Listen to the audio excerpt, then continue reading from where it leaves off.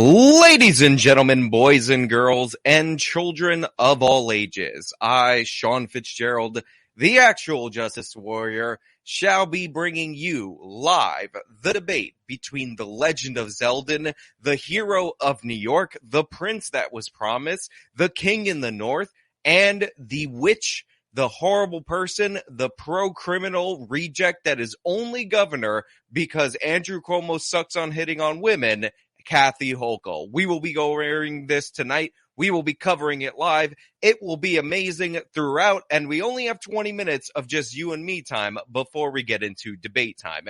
And yes, I started 7 minutes early because I'm always late, and I like to keep it mixed up for you guys on the internet.com. Now, I did forget to grab myself a drink. This could present a problem for you, for me, and for everybody involved.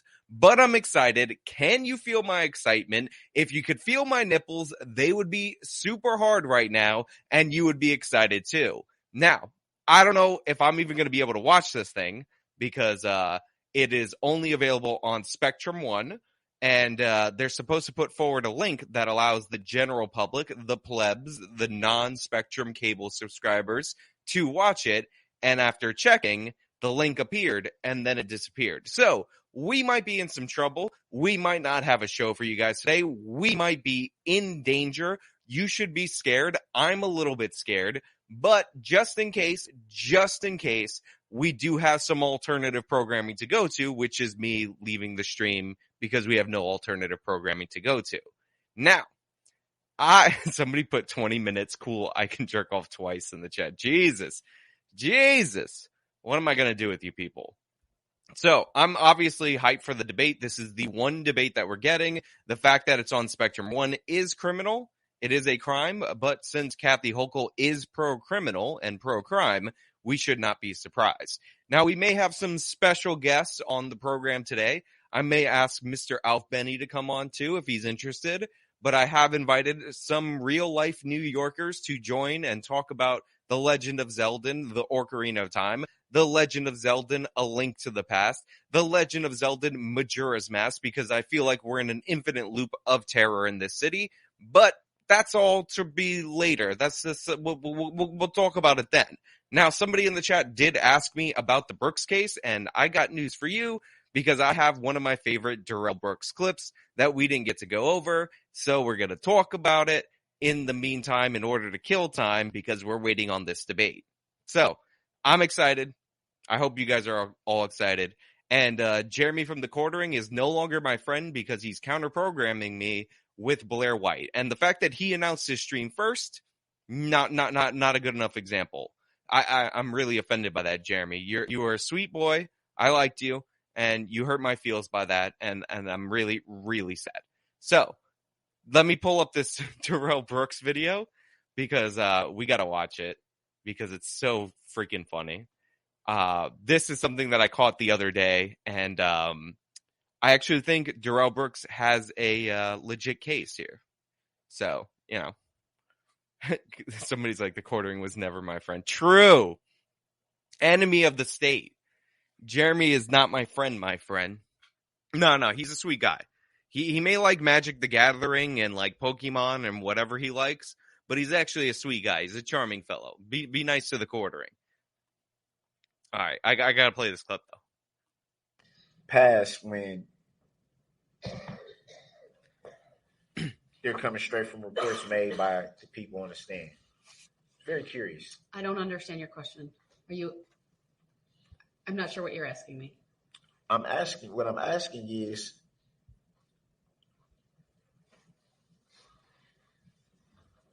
reading from the report that the people on the stand are giving, the report that they gave to law enforcement.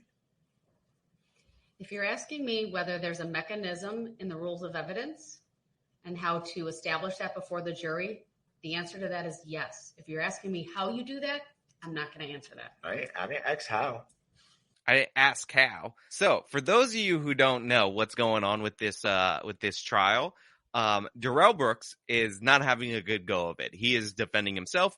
It's a little ridiculous. It's a little embarrassing. And if it wasn't for the fact that he killed 6 people, this would be a lot more amusing. But even then, it's still kind of funny to watch somebody who's totally incompetent try to defend himself in a court of law. That being said, this clip right here made me laugh. Like, this clip right here is absolutely hilarious. We need to talk about it. And honestly, it's not even this part. Like, what's happening right now is that Darrell Brooks is calling his own witnesses. His questions are totally stupid. They're totally irrelevant. They have nothing to do with what we're talking about in terms of his case. No relevance at all whatsoever. And that is causing the prosecution to not do any cross-examination. So Darrell Brooks thinks that the reason the prosecution isn't doing any cross-examination is not because Darrell Brooks is an incompetent. It's because the prosecution has rigged the trial against them. And I would just like to say, reality has rigged the trial against you, Darrell. The evidence has rigged the trial against you because you did do it. So I'm going to just skip to the closer to the part that we're talking about. I gave you the background because I don't want to cover this for 3 whole minutes. And then you'll see where things get crazy. Has absolutely no basis in fact. Yeah, I know that's what's being done. You could ask these questions. You could ask these witnesses certain questions, and you're not far from an idiot. They're your witnesses. Fact check false. Darrell, you are not far from an idiot. Sir, if you believe so I'm going to start asking every witness up here that they seem just to mysteriously now not have any cross for, have they been coached to answer the way they answer? Because well, you can't ask that, but you can ask them if they've met with anyone ahead of their testimony here today, which you've done with other witnesses. I find it very funny that these are their reports, and now all of a sudden you can, I saw the person in the car. Oh, but Brooks, I saw them reach for something. I don't recall what they had on. Mr. Brooks, there's no purpose for you saying this right now. Don't know what they had on. I find that very... I'm having the jury... I love him imitating people for the... I love him imitating the witnesses that testify against him. Again, if it wasn't for the fact that this man did some heinous stuff, this is absolutely hilarious. And people are asking about Brooks representing himself.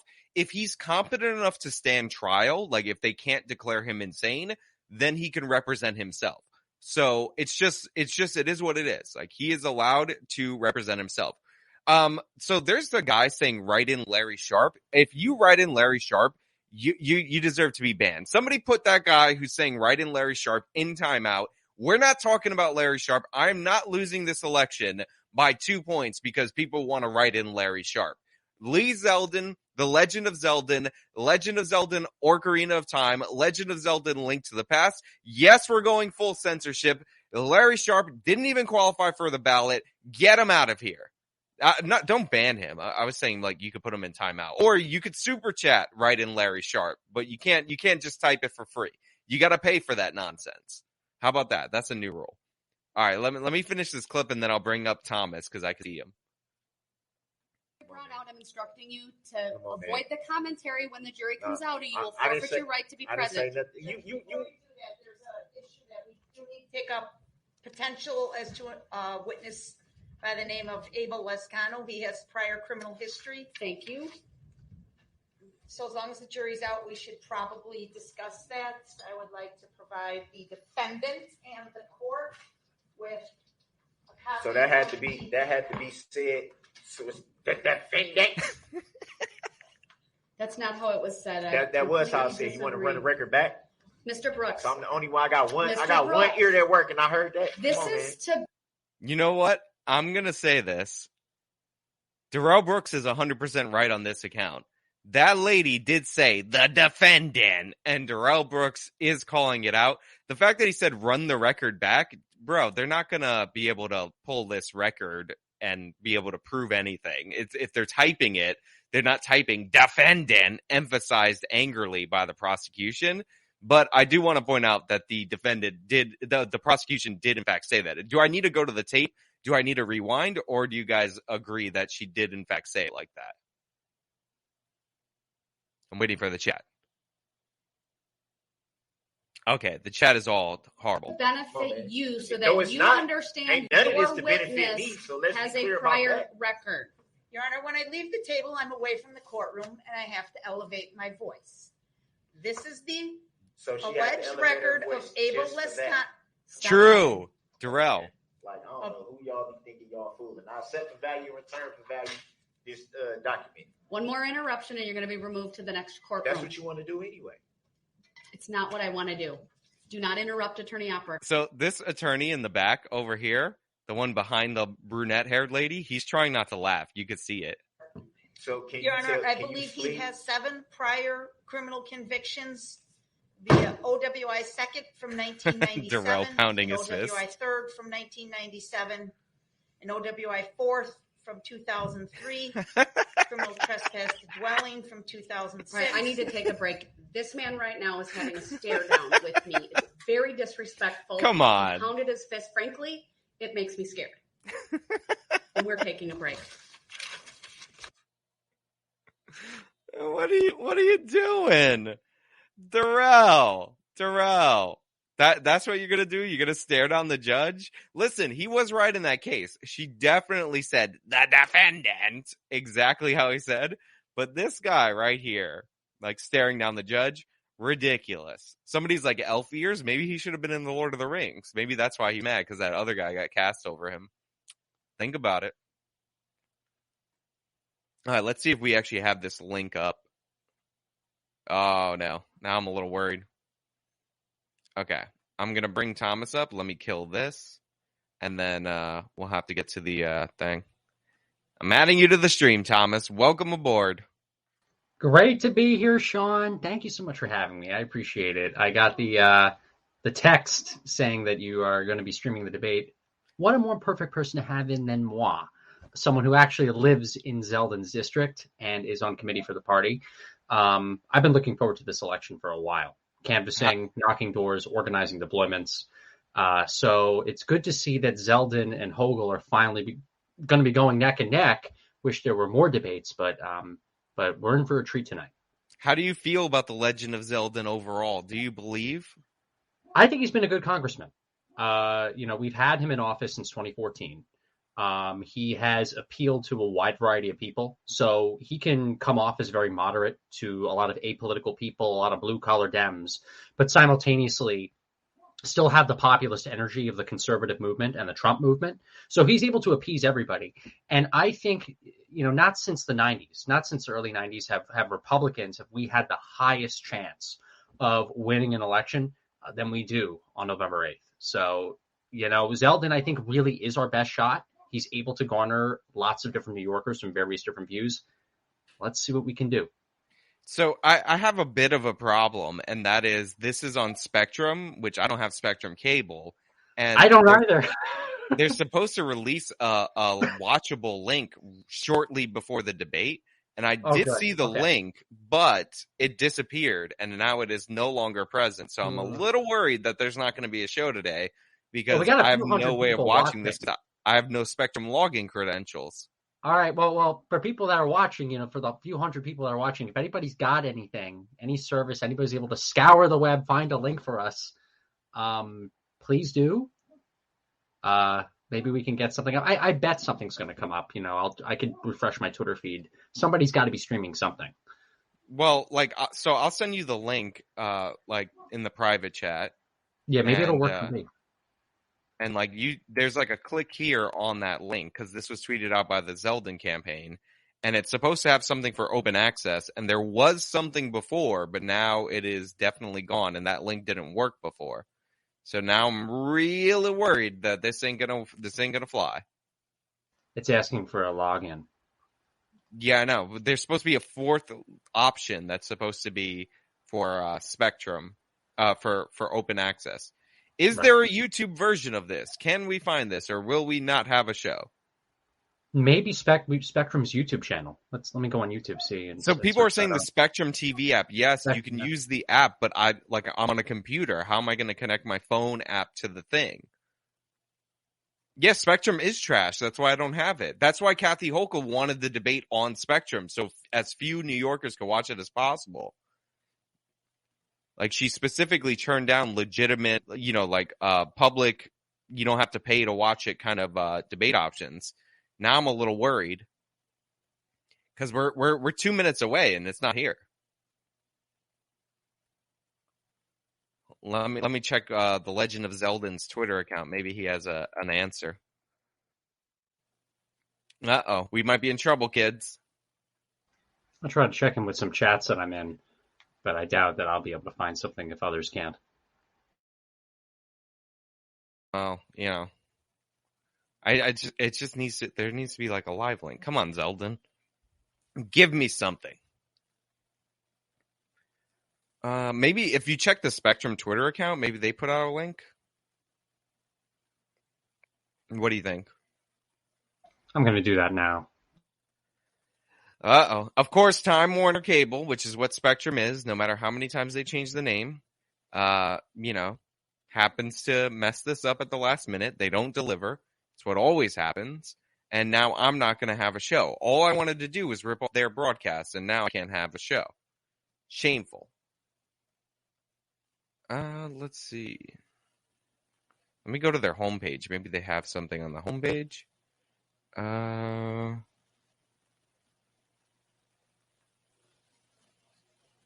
Spectrum Fox YouTube channel, one guy in the comments is saying. Let me see if we got that. Oh, I mean, throw the link in. Okay, somebody brought up a super chat.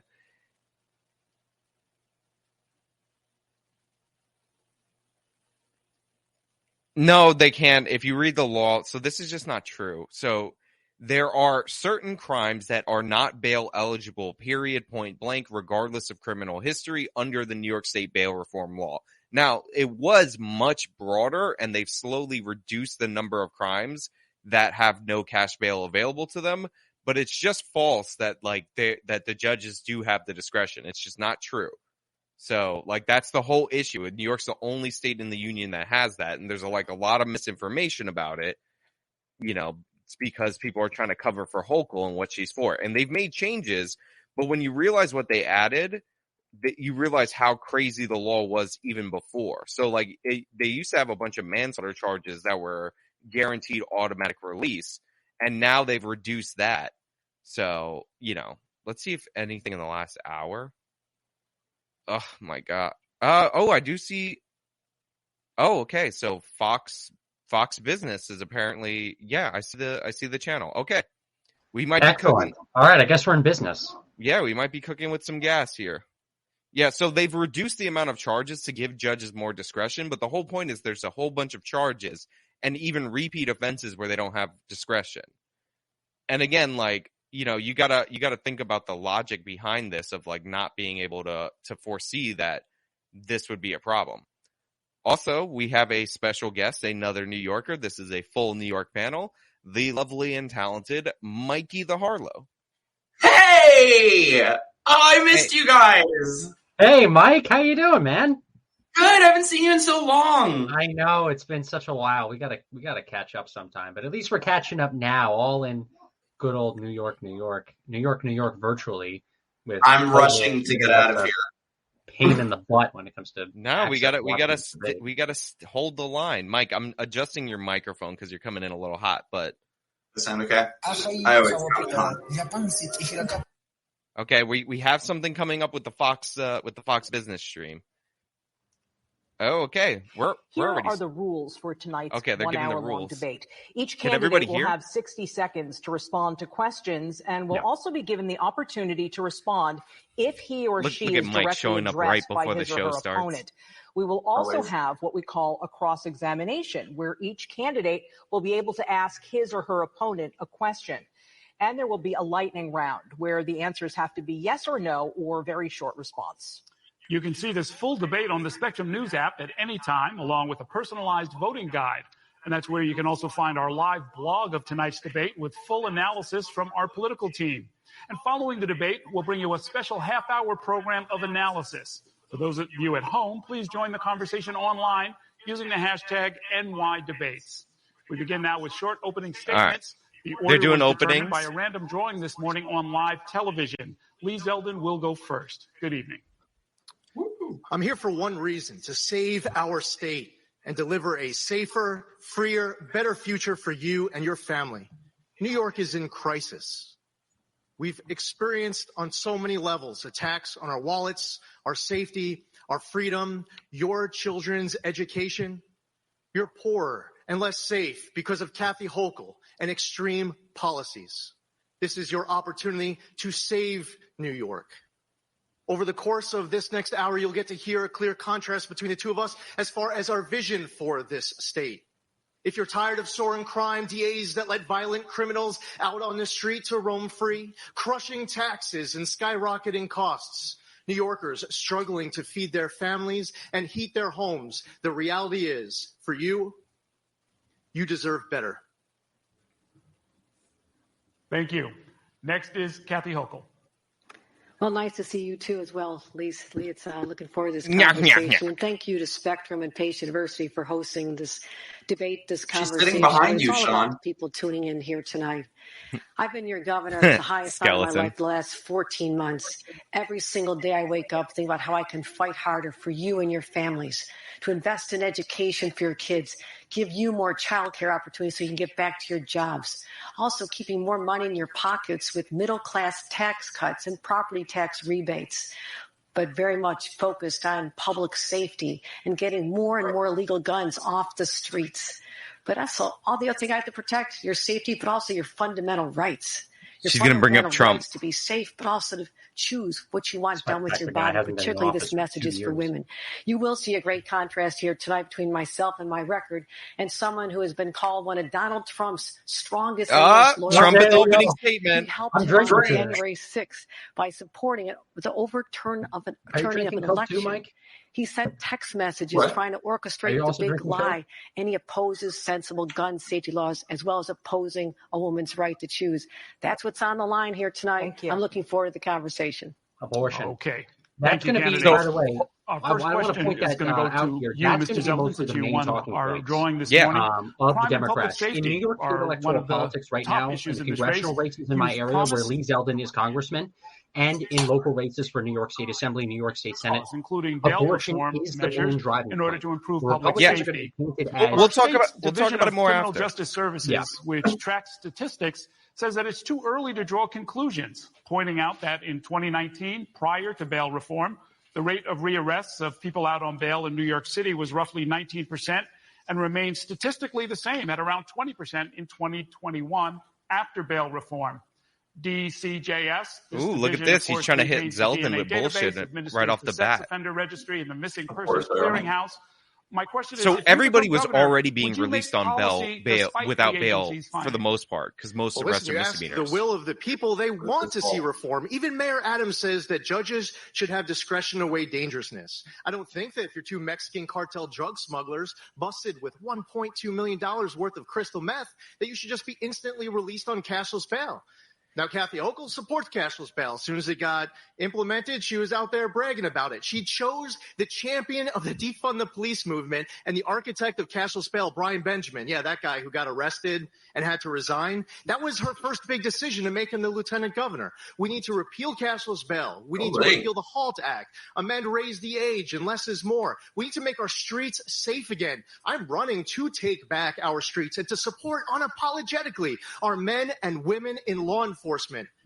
This is about all of us together, Republicans, Democrats, Independents, as New Yorkers, to make sure our streets are safe again, to make sure our subways are safe again. This is our opportunity. 2 weeks from tonight, we can continue with the status quo where they believe they haven't passed enough pro-criminal laws, or we could take control of our destiny and make sure law-abiding New Yorkers are in charge of our streets again. Okay, I'll give you a chance to respond. Zeldin's coming out fire. So good. First of all, you can either work on keeping people scared or you can focus on keeping them safe. I have worked hard to have real policies that are making a difference. And as you mentioned, that data is still being collected. But I did focus on bail reform in our budget.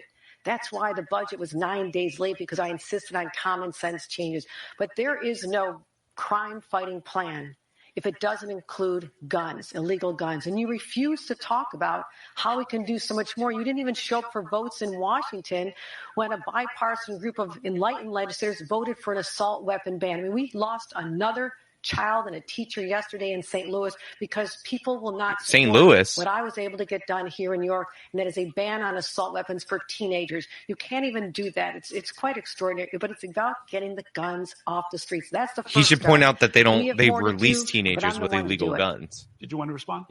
Yeah, of course. Unfortunately, Kathy Hochul believes that the only crimes that are being committed are these crimes with guns. And you have people who are afraid of being pushed in front of oncoming subway cars. They're being stabbed, beaten to death on the street with hammers. Go talk to the Asian American community and how it's impact them with the loss of lives. Jewish people targeted with raw, violent anti-Semitism on our streets. It just happened yet again. We need to be talking about all of these other crimes, but instead, Kathy Hochul's too busy patting herself on the back. Job well done. No, actually, right now, there should be a special session. The state legislature should come back and they should overhaul cashless bail and these other pro-criminal laws with zero tolerance. But they're saying, elect me. She says, elect me, and then you'll find out where maybe I'll stand on this issue in January. He should follow up with you. He should have brought up the same day automatic release for teenagers with illegal guns. Where we're in right now, Alvin Bragg of Manhattan, on day one, if elected as governor. Of course, he is an elected official, and the state constitution specifies that removing a DA is not simple and is not automatic.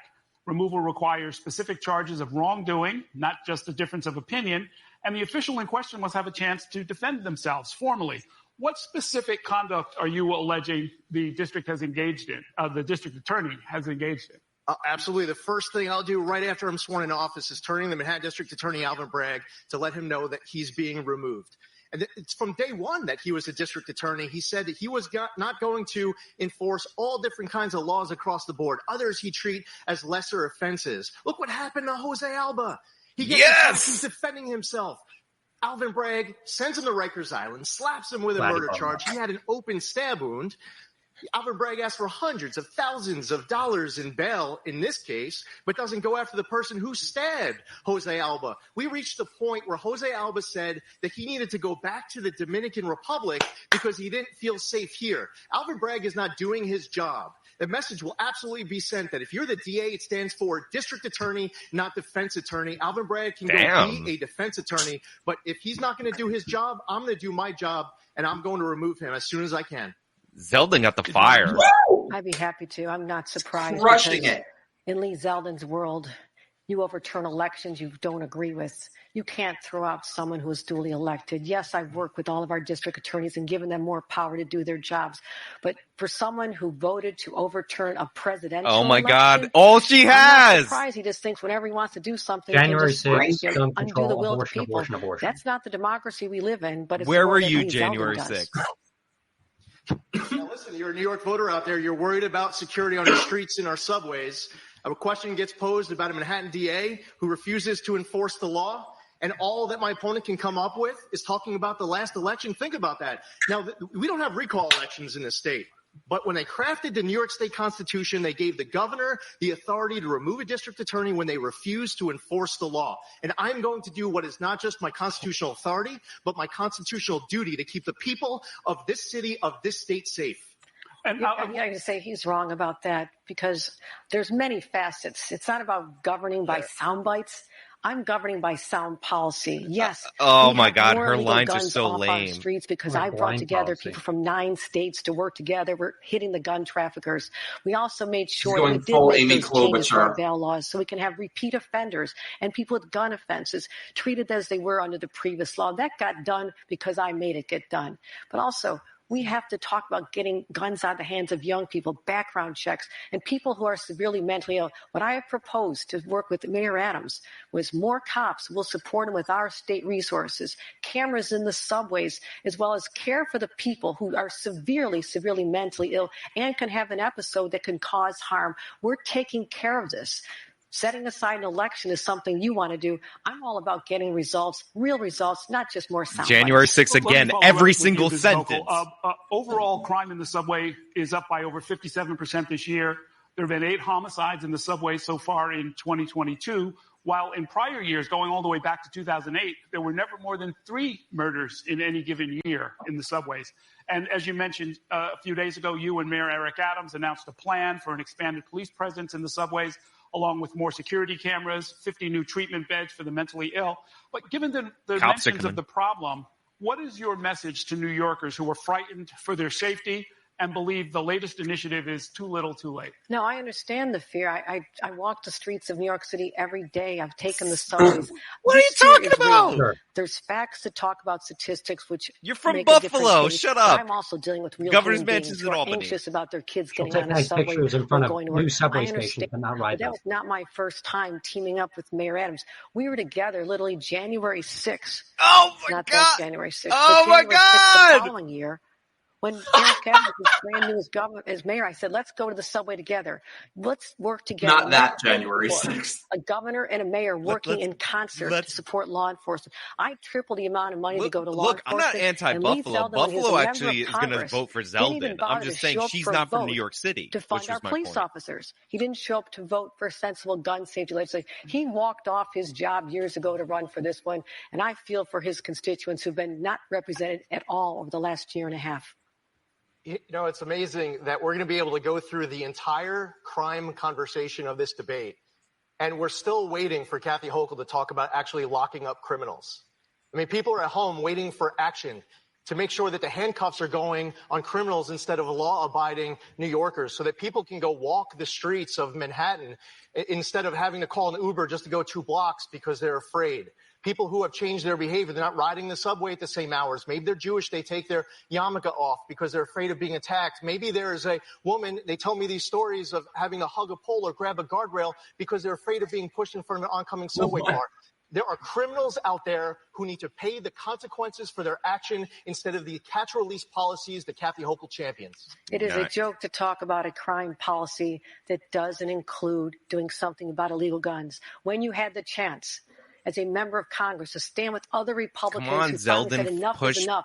Push back. She releases gun possession by minors same day. Let's have safety checks. Yep. Let's do it smart. If you sell a gun to a kid in New York under bail law, you get released out of jail same day. Come on, Zeldin. I have a record of getting things Hammer done. And that's her what on I'm happy to talk about. It doesn't come down to you firing one person and you changing one law and bail. It's a much more complicated situation. We have a backlog of 2 years of no jury trials. Governor, that has had an effect on our system as well. We're going to move on to the economy, and we're going to start with Mr. Zeldin.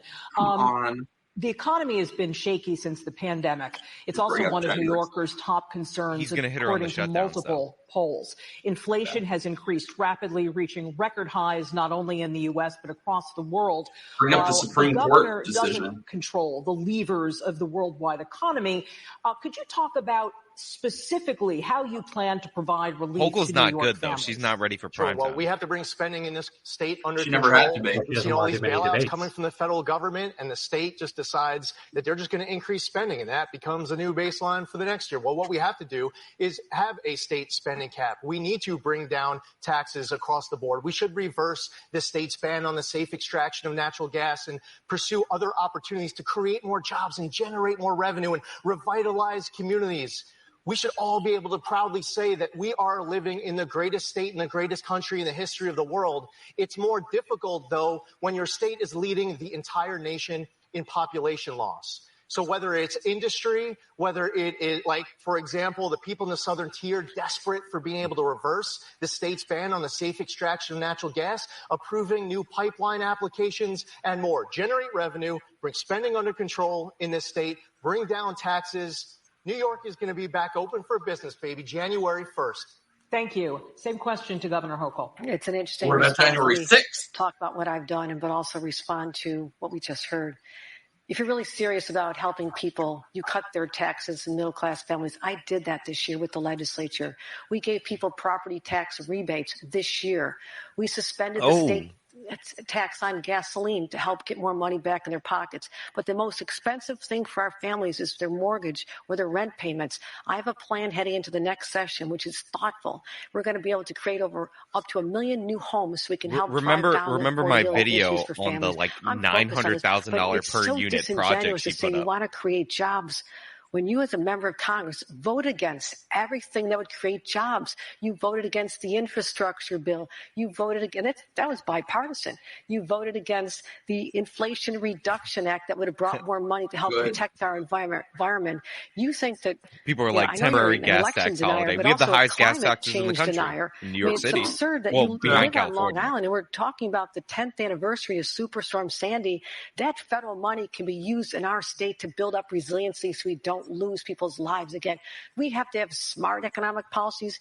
I know how to create jobs. Ask Micron why they came to New York with 50,000 jobs, because we know how to do that. Who? And I'm going to continue focusing on building our economy back. Mr. Zeldin.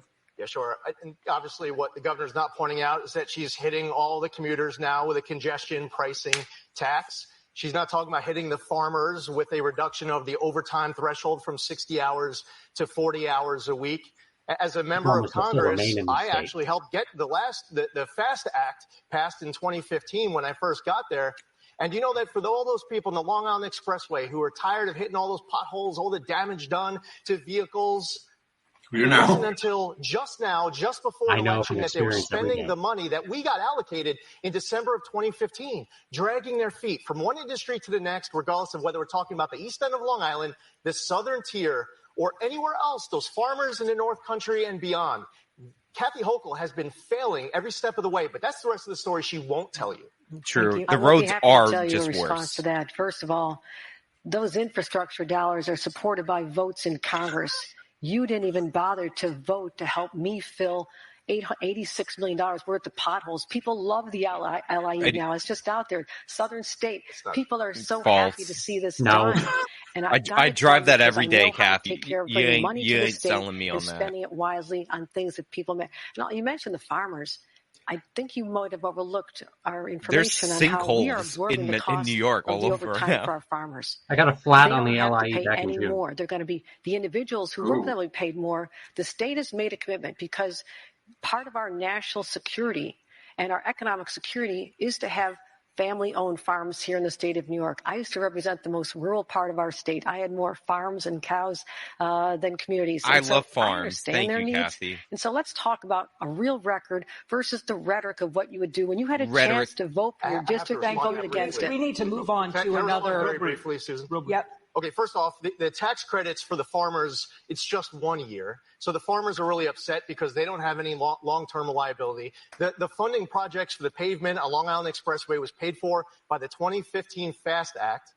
And right now you have people here in this state who are looking to Albany for leadership. But when billions of dollars come to the state for a bailout, instead of doing the responsible thing and paying off the principal of the unemployment insurance federal loan, instead what you do is have the Department of Labor send all businesses a notice in the middle of the summer that at the beginning of September, the burden is going to get kicked to them because Kathy Hochul and her allies in Albany won't do the right thing in Albany. And listen, they're desperate for leadership and they're not getting it. January 1st, they'll have it. I want to move on. Mr. Zeldin, New York City in particular is seeing record high rents. New Yorkers upstate are getting priced out of starter homes. According to the New York State Unified Court System, there have been more than 150,000 eviction filings this year alone. A lot of that, of course, is the result of the pandemic. What is your plan to ensure that families can access stable, affordable housing? And what, by the way, nice job for Lee getting the last word, toward affordable housing should be? Well, while we need to be building more affordable housing, there are individuals and companies that want to invest here, but because it takes so long for them to be able to get approvals, the process is so drawn out that they're looking to other states and they're sending their money elsewhere. I just spoke to someone who's moving operations down to North Carolina instead of investing that money right here. We have people at the state level, bureaucrats drawing it out. You can abuse the litigation process to draw this process out. And honestly, the last conversation that we were just having, the last question about improving the economy, creating more good-paying jobs, that's going to be important for us to be able to have individuals who can afford to have that dream of home ownership. But in Kathy Hochul's New York, you can either have your first kid here in the basement of mom and dad's house, or you can move to some other state and buy your own home in Cary, North Carolina. First-time home buyer credits is going to be a very important thing for us to ramp up in this state. Keeping the American dream alive as a New York dream is right now under attack. It gets reversed January 1st. I don't think I heard an answer in that. He somehow stumbled and ended up at a weird answer. $25 billion in he practiced that line a lot to build 100,000. But he was struggling to get there. Housing. I go to more ribbon cuttings and groundbreakings. He had some potholes. He also knows that the network's going to be biased and we're building this. Oh, please slap her across the face about the ribbon cuttings. Those are political stunts. Does not work. Loss of income during the pandemic. They couldn't make their rent payments. Landlords were hurt. They were hurt. I'm the one who opened up billions of dollars my first week on the job to make sure we could help them be stabilized. But going forward, I have a plan that's going to help us with office space conversions in places. I don't care about New York Zeldin running City. for president. Also, I live in New York. I want the governorship. Also break down some of the barriers that are there. There's a lot of zoning. Transferring to development makes sense. We've seen the success of it all over Long Island and in the lower Mid-Hudson area. How can Zeldin so there's policies that we can talk about. Not just it's going to be better on January 1. Just wait. You have to have real policies behind this. We're going to move on to abortion. Mrs. Hochul, you say that you support a woman's right to choose and make her own reproductive choices in regards to abortion and contraception. Is there any restrictions around abortion that you would approve of? What we have in New York State is simply a codification of Roe v. Wade. So what has been out there since the Supreme Court, before the Supreme Court, undid 50 years of progress for women, so women like myself and my daughter would have a right. My granddaughter does not have the same right that I had to make a determination in concert with myself or my doctor if it's after the 6th month. So we have the same restrictions, and anyone who says otherwise is just incorrect. But what is so appalling is the sort of general campaign conversion that we're trying to hear from Lee Zeldin, who will say, oh, no, I really won't change. Nothing changed the day after the Dobbs decision. You know why nothing changed the day after the Dobbs decision? It's because I'm the governor of the state of New York and he's not. So we can talk about policies all you want. Well, it's because Cuomo was the governor because he signed that law that you're taking credit for. Who have a more pro-life record, someone who said he'd bring on a pro-life health commissioner. You know how much power that person has over decisions on regulations? They could literally use their power to shut down clinics. So that is a frightening spectacle. Women need to know that that's on the ballot this November as well. I want to ask Mr. Zeldin, so polls do show my daughter had the right to make my granddaughter not exist. The right to have an abortion, something that you do not support. You've said that you won't change the state law, but what if a Republican legislature did change the abortion laws? Would you sign a bill into law? That's never going to happen. First off, there's not going to be a Republican legislature in January, and there's a less than 0% chance that Carl Hastie, the Speaker of the Assembly, is going to send me a bill that's rolling back the law in 2019. Fundamentally disingenuous answer just now from my opponent. First off, you asked a specific question, whether or not my opponent supports any restriction at all on abortion. Of course, she doesn't answer it. That's not a coincidence, and she didn't forget. Now, what I have stated was that the day after the Dobbs decision, the law in New York was exactly the same as it was the day before. It doesn't matter who the governor was the day of the Dobbs decision because it was already passed in the law a few years ago. Here's the reality. A few years back, New York codified far more than Roe. When we woke up the day after the Dobbs decision, the law in New York was exactly the same as it was the day before. And I'm not going to change that. And also, as far as appointments for all state agencies, my litmus test is that they are going to do an exceptional job. I want the best talented person for all agencies. I don't want the state liquor authority extorting, people, or DEC extorting people who are trying to apply for follow-ups or they're not wearing a mask when they're answering the door at their restaurant. My litmus test for all state agencies is that they are the best qualified person. Period. Mr. Zeldin, you are not committed to maintaining state funding for Planned Parenthood. Why not when, for many women in our state, Planned Parenthood is a trusted service for health care? Well, what I said was that I'd be working with the legislature, and I'm sure Carl Hastie will come to the table wanting a funding level for whatever his priorities might be across the board on all sorts of different issues. I've heard from New Yorkers who say that they don't want their tax dollars, for example, funding abortions for people who live, 1,500 miles away from here. What's important is the will of the people. He's dodging here, which I give him credit for because he doesn't want to fund. He doesn't want to fund Planned Parenthood, but he doesn't want to say it. Their tax dollars are being used to fund. He should have said if he's going to dodge, he should have said, "I will not reduce funding for women's health care." My opponent I get it, but the will of the people that I've heard from, they're not happy. He's best to just stay away from this topic. That's what him and a lot of other New York Republicans have done. You're the only person standing on this stage whose name right now, not in years past, but right now, is on a bill called Life Begins at Conception. You did that now. So I don't know how you think that people aren't going to notice your past record and the fact that your name was on the amicus brief in support of the Supreme Court decision to overturn Roe v. Wade. The day after it happened, you applauded it. Said, what a great he victory should say for that life. he is pro-life. That wasn't that long ago, Lee. People are paying attention. You can't say, it won't happen under me. A governor has a lot of power. You even said how on the first day you're willing to suspend laws.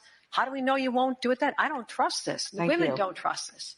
Okay, if I can respond to that. It is you got to get listen, in. I stated that the first day that I'm in office, I'm going to declare a crime emergency and suspend cashless bail and these other pro-criminal laws because there is a crime emergency. My opponent thinks that right now there's a polio emergency going on, but there's not a crime emergency. Different priorities that I'm hearing from people right now that are not being represented from this governor, who still, to this moment, we're halfway through the debate, she still hasn't talked about locking up anyone committing any crimes. Okay. Anyone who commits a crime under our laws, especially with the change we made to bail, has consequences. I don't know why. Consequences. All I know Zeldin, is zoom in on that. She didn't say lock them up. We could do more. Excuse me, I'm speaking. Sure, go ahead. We could do so much more. Okay, Kamala. If there was a nationwide ban, but certainly a state ban on teenagers being able to get guns, assault weapons. I mean, on January 6th. In Buffalo, a teenager walked into a shop and was able to buy an assault weapon, the kind you use on military battlefields. An adult. It happened just yesterday in St. Louis. When are we going to start talking about the crimes that are the most frightening? The black kid, by the way, they're never going to talk about that shooting ever again. Country are down about 2%. New York State, because we've worked so hard on this since I became governor, they're down 14%, down 18% on Long Island. Mrs. Hochul. I don't know why it's just so hard to articulate what needs to get done. When you have a district attorney refusing to enforce the law, stand up. When you were asked about the Jose Alba case, I was in front of the Manhattan District Attorney's office that day. You had a press conference. You were asked. You said it was a local decision. You're not going to get involved in it. I said Alvin Bragg should be removed. You said he just got there. Cut him some slack. He's doing his job. I say that we should overhaul cashless bail. You're saying that there's no data to support it. You have to elect me to find out what my position on it Thank you, Mr. Zeldin. January. Okay. It is time now for the cross-examination round. That's when each candidate will have a chance to really needs to harp on the fact that you get same-day release if you're underage with a gun.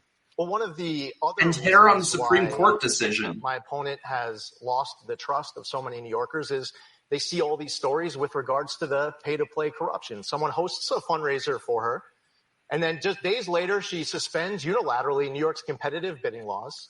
Digital Gadgets, that company, makes a pitch to provide COVID tests they don't even make for a contract that was no bid that would have been worth over $600 million, paying far more, twice the price of what California paid. No record that she went to the company to negotiate a better price with the company that actually manufactured the test. This is just one of many examples. So what New Yorkers want to know is what specific measures are you pledging to deal with the pay-to-play corruption that is plaguing you and your administration? I don't accept the premise. There is no pay-to-play corruption. Play. A year ago. She's not going to answer this. We had a crisis where my responsibility. COVID is scary, guys. Get them back the guns on January 6th. Remember how terrified we were of Omicron. Schools have been shut down a long time. I told my team, you go out and find every single test kit you can find. Early on, we were hit harder than other states like California that didn't deal with it till later. I did everything I could in my power. You were governor when New York was hit early. Shut up. Cuomo was. He was on TV with his brother. Didn't go back in many other places. There has never been.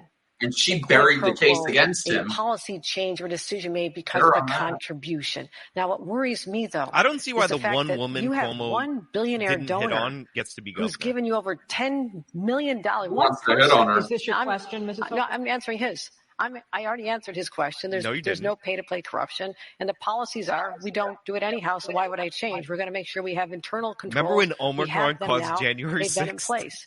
But I just want to, if you're going to talk about unseemly circumstances. The teenagers with assault weapons. How did one person get away with giving you $10.5 million in your election? And that's not my question. My question is this. If this is my question time, I got a real simple one. This is a yes or no. We'll move right on. Is Donald Trump a great president?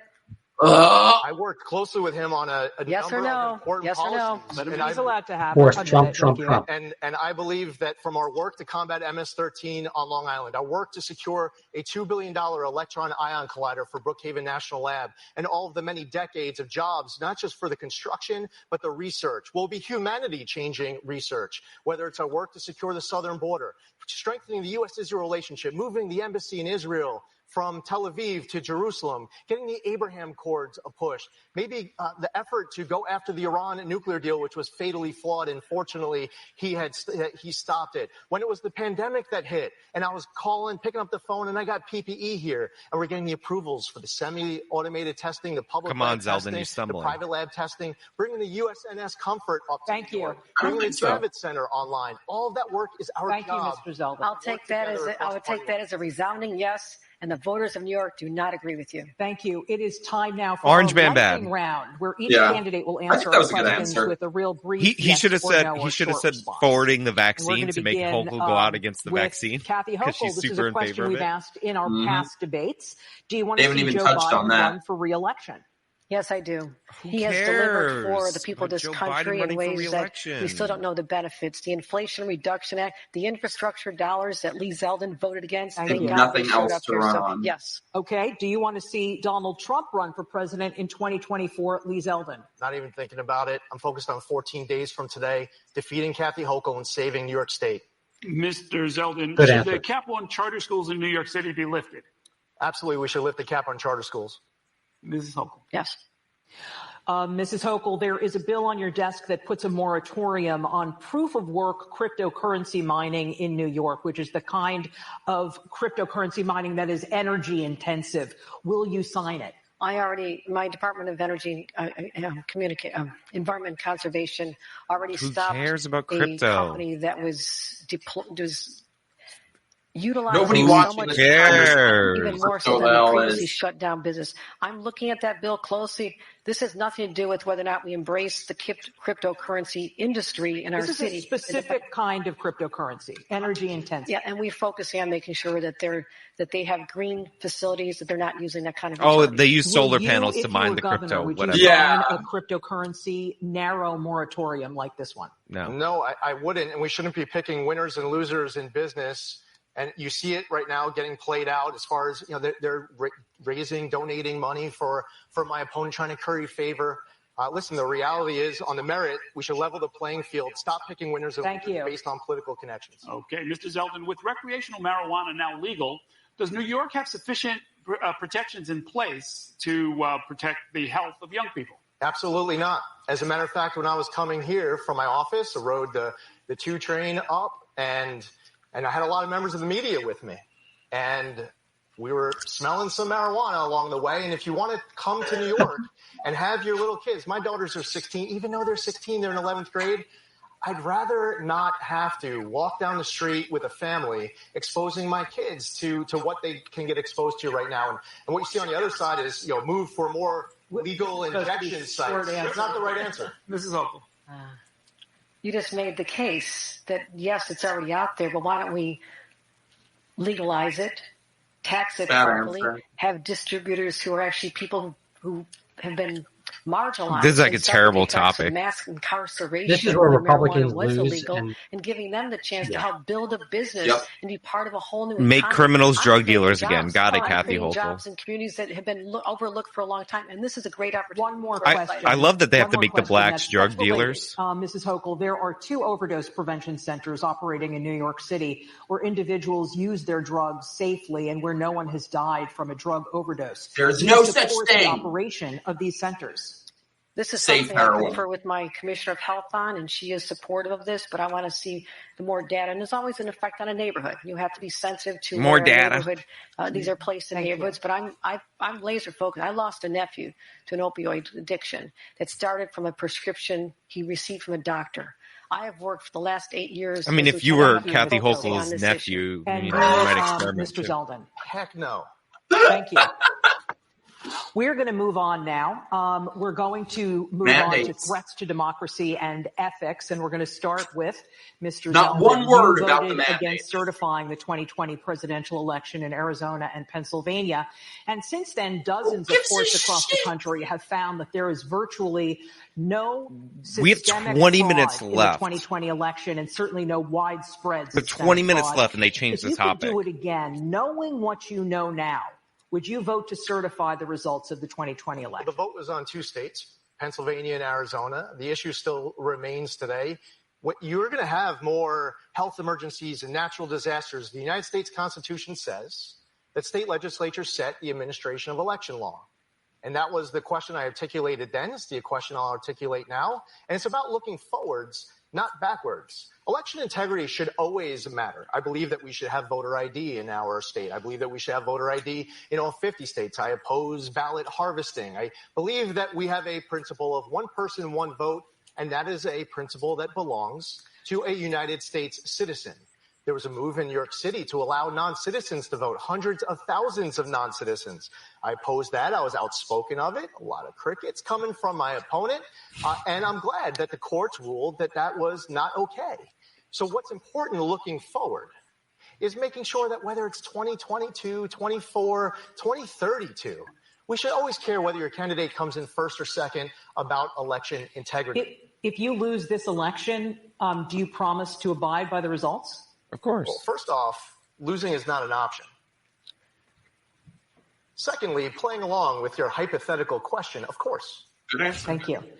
Mrs. Hochul, your campaign fundraising practices have come under public scrutiny. You have received considerable donations from those with business before the state. How can the public look at her hang her head in shame body language influenced by these contributions? I just have to respond to something I heard. You basically heard Lee Zeldin say you would vote once again to overturn a presidential election. I think that's something everybody should know. And the fact that he sent text messages where were you January 6th to lay out the strategy on how to subvert public opinion and try to were the teenagers with the illegal guns there lie out there. And I think that's deeply troubling. I understand the concern you just raised. I have always, for 30 years as an elected official, played by all the rules.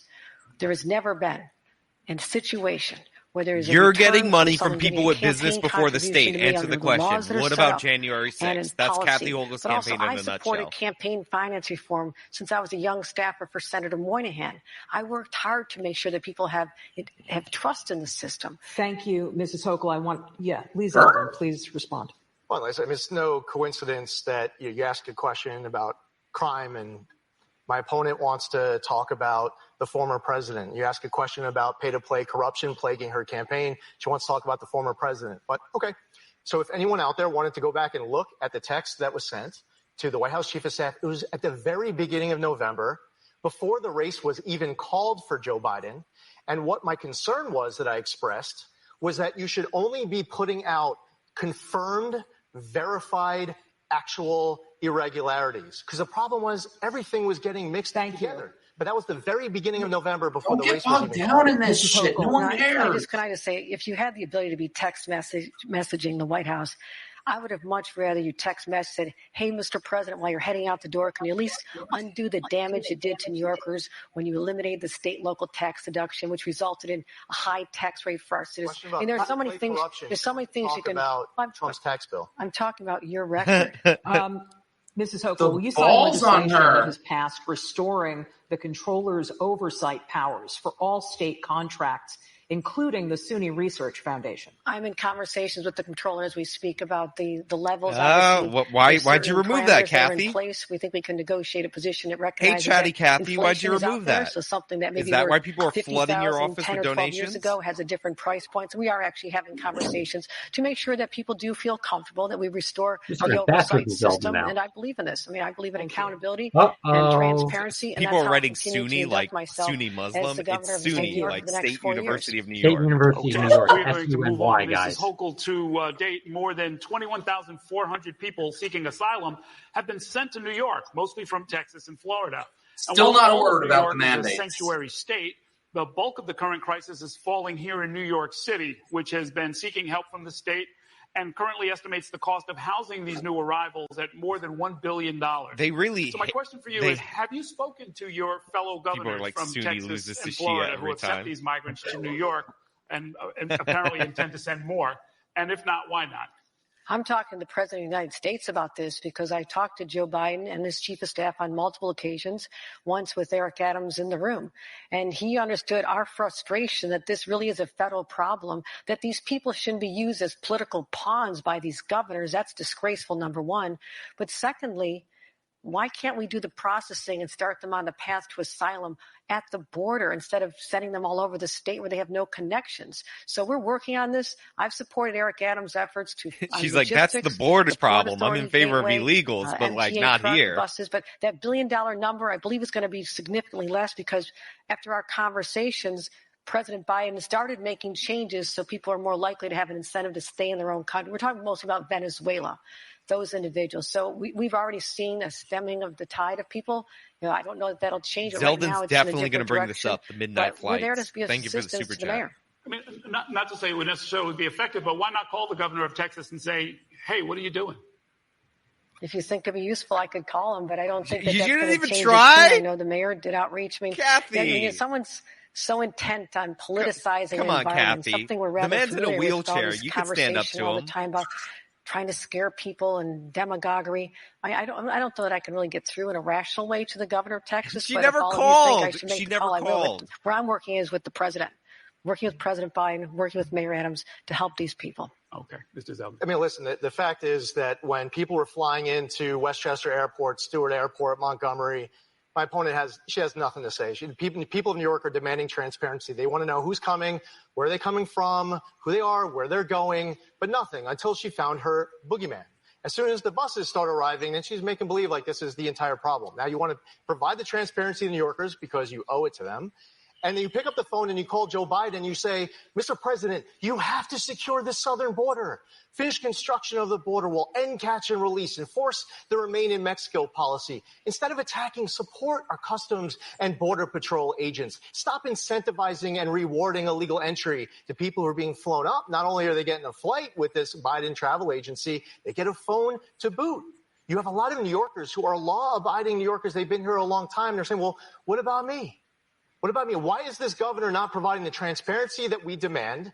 And why is she not talking about it until she finds her boogeyman? And when picking up the phone and calling the president, why is she not laying out the specific call to action that New Yorkers are begging for?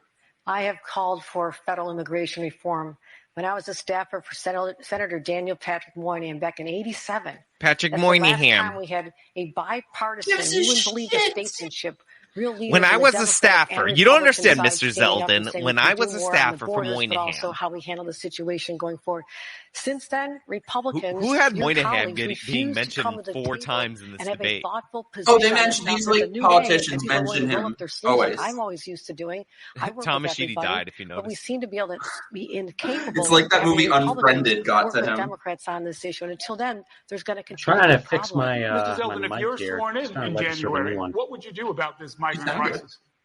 Well, what I just stated, for one, listen, part of it is calling on the federal government to help because they own it as far as aid. But I'm well aware that even if you had all the blue state and red state governors and blue city and red city mayors, everyone was 100% on the same page.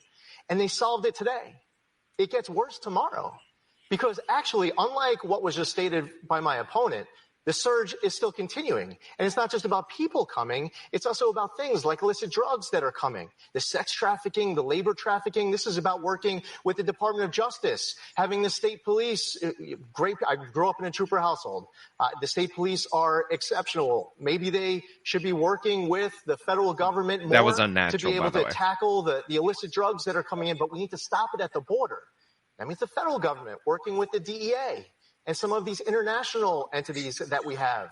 Meanwhile, we get a huge opium settlement sent to the state. A task force is created. And instead of my opponent allowing the task force, the subject matter experts, even people who lost their own loved ones, to decide how the money is getting spent, they're unable to have their meetings. Thank you. My opponent wants her own little kitty because she's running for re-election. Thank you. Mrs. Hochul. She wants her own little kitty. But let's talk about the role of policing. in all these issues. Policing. In January, when I realized we had a problem with illegal guns coming through our borders, January? in unprecedented numbers, Illegal I convened guns. the That's the only first time ever in the she'll use the word nation illegal. task force of 9 states. So our law enforcement, state police are working with NYPD and the police departments from 9 states as a result of that effort, knowing that illegal guns are killing our young people in our streets every single day. Illegal guns from the border? 8,000 guns off the streets. That's real progress. That's how you deploy 8,000? That's not that many. The guns at the border, getting the drugs at the border when they come into New York State, and that's how I redeploy resources. I'm pretty sure 3 Texans own more guns than that. Development. The state, Mrs. Hochul, will pay $600 million toward the construction of a new $1.4 billion stadium for the Buffalo Bills. Nothing about the mandates. Show Nothing that about stadium subsidies don't provide we still got 10 economic minutes. benefits to justify their Stadiums costs. don't. What They never do. evidence is there that this It'll be $600 10 million seconds at will the end. deliver public benefits exceeding the state's investment? They're trying to bury the This issue. question. You think about the identity Did you say of the she community. already answered this Like question? Broadway is to New York City, the Buffalo Bills are to Western New York. And our They can pay legislators, for their own this is one of their stadium. top priorities in Albany. Every region has its own priorities. They have their own regional projects. This was important to make sure that the Buffalo Bills stayed in New York State, and they were looking elsewhere. So we structured a plan. She looks like if you look at Buffalo just Bill. the salaries of the players, they do very well. The tax proceeds that we'll receive from just the players alone after 20 years will more than pay for that investment. They don't live in But the I found state. an What are you offset talking to that about? They all live in investment Florida. in That's making what the sure that baseball players senators do. who owed money to Who are the you trying state to of New York that was fool? never Blame them. collected and was generated from 3 casinos in West York, that was actually used as an offset. So that helped us with over $450 million of that total cost. When you put the whole picture together, that's a deal to keep the Buffalo Bills in this state for 30 more years. So a couple of follow-ups. Wasn't there a way to keep the Bills in New York State without having to spend more public money than almost any other state on this project? And as far as I know, the Bills never said that they were going to move anywhere. I think if you check Buffalo News reports, you'd find a different look at that. Those are from their own representatives. They Spectrum said they were looking One, elsewhere. savage. I actually heard from people in other states pretty that good. they get contacted. So this was real. It's easy to say now, armchair quarterback afterward, but it was real. And They I was play not going 8 to be the home governor. games. You paid In fact, $600 million Governor for 8 Pataki said to home me, I games. just saw him at an event. He says, "You were smart. You could not be the governor that lost the Buffalo Bills, the team that plays in New York, but we love the Giants and Jets as well." So let me just answer this. You have to understand the Buffalo Bills market. It's small. It's not Las Vegas. It's not Miami. Oh you my can't God. have the same price of tickets. So you need more assistance. So you can't really compare. And this is what the analysts have said. For a small market team to still be in Buffalo in the first place people, is and quite this is what you're extraordinary. talking about? We're proud to have them. It's part of No, who we this are. is fine. Thank you. You have to It's a give corruption incentives issue. to make it worthwhile. Thank you, Mrs. Hochul. Now, Mr. Zeldin, if you become governor, will you renegotiate the Bills' deal? Oh, we can absolutely have a better deal. The Forbes list just came out. The owner of the Buffalo Bills. Even if it means the Bills might leave. They're not leaving. And listen, Bill Stadium, they need, I was just at a Bills game recently. It's a great place to watch a game. But giving a multi-billion-dollar owner of a football team all of this tax dollars, which isn't yours as the governor, you're actually supposed to be a steward of the money. See, the governor has referred to New Yorkers as her apostles. She's referred to herself as the mother of New York's 62 counties. I believe that public service is about serving the public. She thinks it's about the public serving her. Seneca Nation is made up of people who are Bills fans, too. And you put the squeeze on them, hundreds of millions of dollars. And it was wrong the way that happened. And as far as the way this process went, it wasn't that the governor was sitting down with legislative leaders. Thank you, Mr. Zeldin. Oh, it's not yet read. It's not like she sat down with the legislative leaders and was saying, hey, this is coming. We're finalizing a deal right now. No, at the 11th hour of a budget deal, she slams it in. She screws over Seneca Nation, and she puts the squeeze on legislators. No vetting, no debate. It was irresponsible on process and substance. Nice. You can respond, Mrs. Hochul. Lee Zeldin hates job-creating projects. This is going to create over 10,000 construction jobs, just like you oppose the federal legislation, the CHIPS Act, that would bring jobs from Asia and China back to the United States. The CHIPS Act, they were already going to build the chips. We won, beating out every other state, including Texas. We now have 50,000 jobs coming through Micron. It's the largest investment in New York State history because I know how to get the deal done for our residents. They're looking forward to these jobs, the supply chain opportunities from Long Island up to the North Country.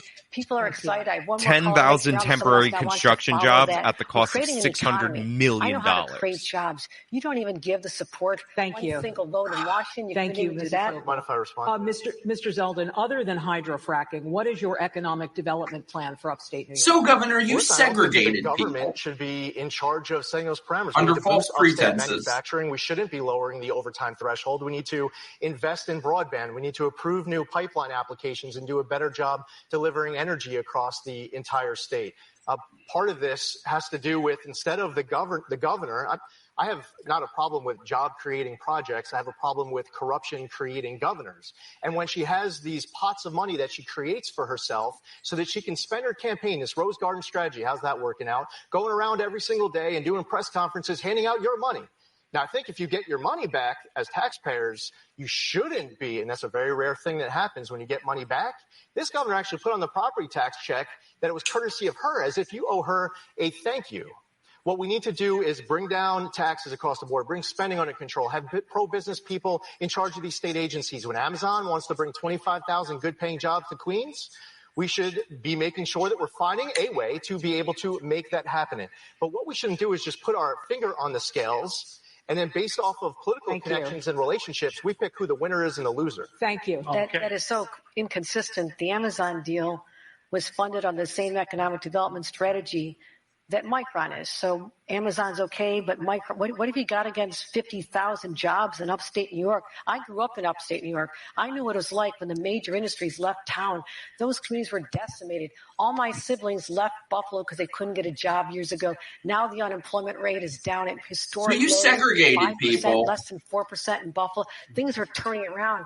And Lee Mike, Zeldin we'll said talk that about New it York is after. dying. There's still 7 minutes I don't left. think the people of the state want to have the Grim Reaper as their leader. They want someone who sees a vision, a path forward, who's lived the experience, the struggle, and I'm that governor. Real brief. Yeah, I mean, the reality is, and I've been asking for months, and my opponent still can't finish this sentence, so you can't expect her to ever fix it, but New York leads the entire nation in population loss because. She actually got asked this question by the media a few weeks ago when she was at Binghamton Airport. She probably would love to have a redo because she messed it up that time. For me, you ask me, why does New York lead the entire nation in population loss? Because their wallets, their safety, their freedom, and their quality of their kids' education are under attack. So they're hitting their breaking point. They're looking at other states like the Carolinas, Tennessee, Texas, Florida, and elsewhere, and they feel like their money will go further, they'll feel safer, and they'll live life freer. The state is at a crossroads. We were at a crossroads in 1994 when New York elected George Pataki, and we're at a crossroads right now. But as far as what happens with Kathy Hochul and one-party rule for 4 more years, outsized power of self-described socialists, we need balance and common sense restored to Albany. We're coming down the home stretch. Like I said, sound bites, not sound policy. That's absurd. We're coming down the home stretch. That's like her one line that her speechwriter wrote. Brief with this, I want to ask about a downstate economic question, Mr. Zeldin. In normal times, New York collects more gaming revenue than any other state, about $3.7 billion. 2/3 of that is generated by scratch-offs and other lottery games. But right now, the state is moving toward approving up to 3 new casino licenses in the New York City area. There's going to be corruption answer from Zeldin. In the years since legalizing multiple forms of gambling, we've seen upstate casinos underperforming. We've seen warnings from the state controller that the hidden costs of gambling addiction are not being addressed. In light of all you know, should New York alter or pause plans to allow for casino gambling in New York City? Well, the big question is siting, and the answer is possibly. I mean, New York is continuing to add casinos around the state. You're seeing the impacts. For example, you want to talk fairness to Seneca Nation. The local share that gets taken out was based off of outdated times. They've now had all sorts of new casinos that have come in line. Siting is important. Local control is important. There is a process that is underway, and this shouldn't be jammed into areas that do not want it. We have to respect the will of the people. That was I'm not sure I heard the dead answer there. No, we're not going to stop the process. This is an opportunity to recharge downstate communities, and there is a siting process. That's the one part I agree with, and it's underway because I got it moving. He could have hit her on the fact that there's 3 permits and she's essentially selling them. Come on, Zeldin. Entertainment in places where they still haven't come back yet because of the pandemic. that we can give them jobs working in these places, as well as generating more revenues for our children to be able to get a good education under a plan to cut taxes. They set it up for Zeldin. I have to ask, they where said are you going these to get are the all funding underperforming. For education, investments in childcare, and paid family leave? So I think you got to have a real solid plan. And apparently, not just people all are this saying her husband's connected Thank you. to the We're going to move on thing. to COVID. Earlier today, President Biden received his updated COVID booster ahead of a possible winter surge. The CDC is urging people to wear masks now in 10 upstate counties where COVID community levels are considered high. Yet, Mrs. Hochul, you have lifted COVID regulations from masking to vaccine requirements. Can you explain why you made that decision? And will you follow the CDC's recommendation to add COVID vaccines to children's vaccine schedules? 1 year ago when I became governor, we were still experiencing the effects of the Delta variant, and it was scary. And children weren't able to get back to school unless we directed them to make sure that they had the opportunity to wear a mask. A mask was able to get kids back into schools. False. That is important to me, to keep children in schools. But at this point now, we have kids so were many never at high vaccines risk. available. Remember, it wasn't that long ago when they were in short supply. Lines around the block. There was nothing at the pharmacy. There was a real panic around this. Now, because we have plentiful vaccine supply, and everybody should get their booster. I had my booster. I'm getting my flu shot tomorrow. You know, we have this triple threat. We have seen what's happening in other states, and I'll be addressing it tomorrow. The respiratory illnesses for children, more COVID cases, as well as the flu. Didn't President Biden declare the pandemic over? Would you mandate a COVID vaccine for children? Yeah, answer the question. At this time, I'm going to talk about parental control over this, but I'd also say it's something that comes down to the legislature anyhow. The legislature makes the determination in consultation with health experts for next year's school year. You're talking about this year. We're not talking about mandating a vaccine for children in school at this time, but I'm encouraging it, highly, highly encouraging. This year, because the school year already started? Students are required to be vaccinated for everything, from chickenpox to measles, but you've said you will not require COVID vaccines for students, but the CDC is recommending it. Can you explain your thinking? Sure, and where my opponent just said she will not mandate COVID vaccines at this time, let me be clear to all of the parents who are out there. I will not mandate COVID vaccines for your kids ever. I don't believe that there should be COVID vaccine mandates right now for our kids at SUNY and CUNY and community colleges and elsewhere, where just over a year ago, a whole bunch of heroes were turned into zeros, tens of thousands of people, because of my opponent's healthcare worker COVID vaccine. What about polio vaccine? Would you? I believe that. Can I just finish the point? I believe that mandate was wrong, and that everyone who has been fired should be offered their jobs back with back pay. And there shouldn't be any special celebrity COVID vaccine mandates like what we saw for people who play for the Mets or the Yankees or the Nets. Nice. If you want to have a special celebrity exemption, how about the NYPD officers, FDNY, teachers, healthcare workers? I do not support COVID vaccine mandates in any way, shape, or form. You want to deal with a healthcare worker shortage upstate and hospitals having services impacted? Well, then offer the people their jobs back. And by the way, do it with back pay. Mr. Zeldin, would you mandate a polio vaccine? Yeah. Right now, the position of the state is that there is a polio emergency, and there's not. I'm not proposing any new changes. Right now, there are vaccine mandates that are out there all across the board on all different kinds of fronts. What I'd specifically say is that the COVID vaccine mandate is different than the polio vaccine mandate. The COVID vaccine changed the definition of vaccine. You could just call it a COVID shot. It's a form of treatment, but it doesn't prevent you from getting it. And the state hasn't recognized natural immunity. Why not? It should. But we could talk about all these other vaccines, but we're talking about other vaccines that actually, when you took it, people were not actually getting polio. I'm not sure I understand that one either, but you've been an election denier, a climate change denier. You and Donald Trump were the masterful COVID deniers. We are dealing with a real crisis. Trump accelerated the vaccine. People get vaccinated, get those shots in arms. And I would do it all over again what I did last year, that mandate for healthcare workers, because no one, after what we went through in this state and the loss of life. First of all, the reason polio is fine is because that's a disease that kills kids. Office, a hospital or nursing home, so you don't allow parents to kill their kids. COVID from the person charged with taking care of you. It was a tough decision. We limited to healthcare workers, but that is something I believe saved lives. Yeah, I mean, listen, first off, what everyone out there just heard is that she would do it again. So, take notes at home. And on top of that, talking about what happened in nursing homes, Where was my opponent with the deadly nursing home order and cover-up? Why is it that the numbers are still on the Department of Health website that are outdated? What about the meeting with the COVID families who lost their loved ones, who were promised a long overdue COVID investigation, never got it? Why didn't you speak up with regards to the deadly nursing home order and cover-up? Why aren't you looking into the transparency and accountability that these families of thousands of deceased New York families have? Why didn't you stick up for the people who weren't able to see their loved ones in their final hours and being denied? You had time after time after time opportunities to stand up for these families, but you were silent or complicit or out to lunch every time. I don't know what your excuse is, but these families are demanding justice, and they will not rest until they get it. On day one, I will finish what you refuse to start and end. Did you want to respond really briefly? No. Nursing homes has been investigated by at least 3 or 4 different entities, the legislature, different legal law enforcement This is entities. totally nothing. And I have called for a comprehensive overhaul and a look at what went right, what went wrong, so I can handle Zeldin, say, to a future governor many he years should from cut in now, and say nothing the went right. blueprint Like, for how you handle give this some power crisis to based it. on this. That is underway. We're looking forward to doing a deep dive into many areas, decisions on schools being shut down, which I think was a problem. I mean, we're suffering the effects of it, and cutting taxes and reducing money to go to education is going to really hurt the children who need to come back. And that's what's so tragic about your whole plan and how you're going to save New York. Cut taxes, cut taxes.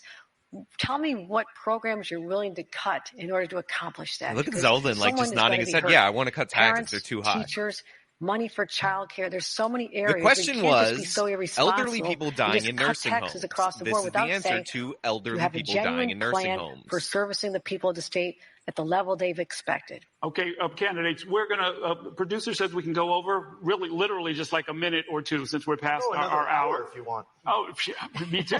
Zeldin wants to talk about economic development. There are some limits to this.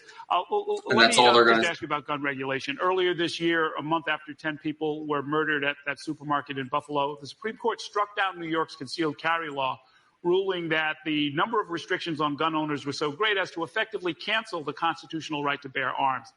A real simple question. Do you agree with the court? What changes to New York law do you think should be made as a result of the ruling? We can start with you, Mr. Zeldin. Yeah, of course. New York did have an unconstitutional concealed carry law. I mean, listen, just a couple of Sundays ago, I had a gang-related drive-by shooting at my own house while my 16-year-old daughters were sitting inside. I don't know who the shooters were, what the gun was that they used, what their motive was, but I guarantee you, unlike my opponent who put out a tweet a few weeks ago and said that she is calling on American Express and MasterCard and Visa to flag every attempted purchase of a firearm as a suspicious purchase, I guarantee the person who opened up his or her gun on my front yard didn't start with a swipe of an American Express card. Instead of going after illegal firearms committed by criminals, and they're still out on the streets committing additional crimes, what my opponent, who used to be, by the way, when it was politically convenient, an A-rated, NRA-endorsed member of Congress, she goes after the law-abiding New Yorkers. So she went so far the next week to pass a new law that was even more unconstitutional than the last law, infringing on First Amendment rights to infringe all over Second Amendment rights. So what's going to happen? Drum roll. It's going to get overturned by the courts, of course, because it's unconstitutional. Nice, Zeldin. I will say this, Lee. I want your daughters to be safe as well. I want every child to be safe in the state.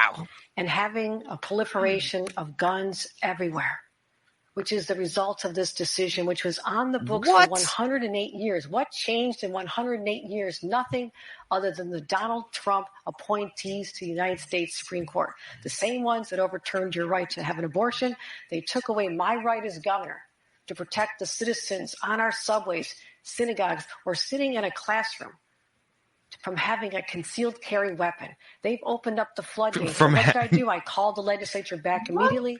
Protected them from having a concealed carry weapon. The Supreme Court gave us authority to do this. Identify the sensitive areas. Where more people congregate, where you really can't protect them, where you'd have an expectation of She legit identified almost every area in the state. Are there court challenges? Sure there are. Thank you. There's challenges to every single thing that's done with a gun, even the SAFE Act, which you said you'd overturn. Keeping guns out of the hands of mentally ill people is something you would overturn. So people need to know where you really stand on protecting our people. That brings us to the end of our time, and that's going to do it for this debate. I'd like to thank both candidates for joining us tonight. And if you missed any part of it, you can watch the debate in its entirety on the Spectrum News app. And be sure to join us this upcoming Sunday, October 30th, for our debate in the race for U.S. Senate between Chuck Schumer and Joe Pinion. All right, I'm just going to cut that. All right, let's talk about how we think things went.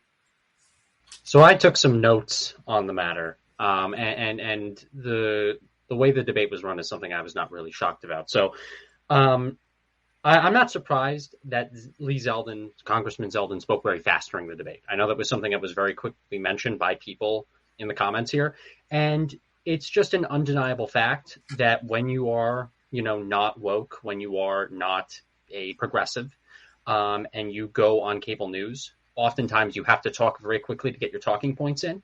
But I got to say, I think Spectrum was pretty fair. They were questioning Hochul quite a bit, just like they were questioning Zeldin.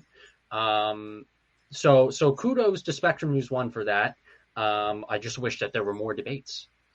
Yeah, I know. I will say before we let Mike jump in, because I know he has a lot of thoughts. I will say they were more fair than I thought, but you have to understand the structure of the debate also is we spent 10 minutes on the most important issues to all New Yorkers' crime, and then we jump to we jump to like abortion for equal amount of time, 10 minutes, and other things for equal amount of time, which is kind of lame. I'll chime in quickly on abortion when it comes to this, and Mike, I bet you'd love to jump in on this too. When it comes to abortion, I've been operating in this electoral cycle for the past few months. And it's not only with the gubernatorial election, it's with the congressional elections that are happening out of my area, out east on Long Island. It's with the assembly elections and state Senate elections. The topic of abortion is being shoved down Republicans' throats, as if New York State Republicans want to permanently ban the practice of abortion in the state, which is just not true at all.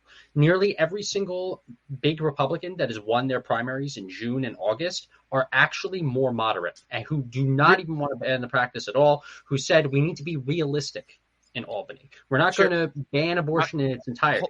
I just got one quick question so that we can get this done, two things at once. And that is, if you guys want us to do the Oz-Fetterman debate, you got to tell me where it's at.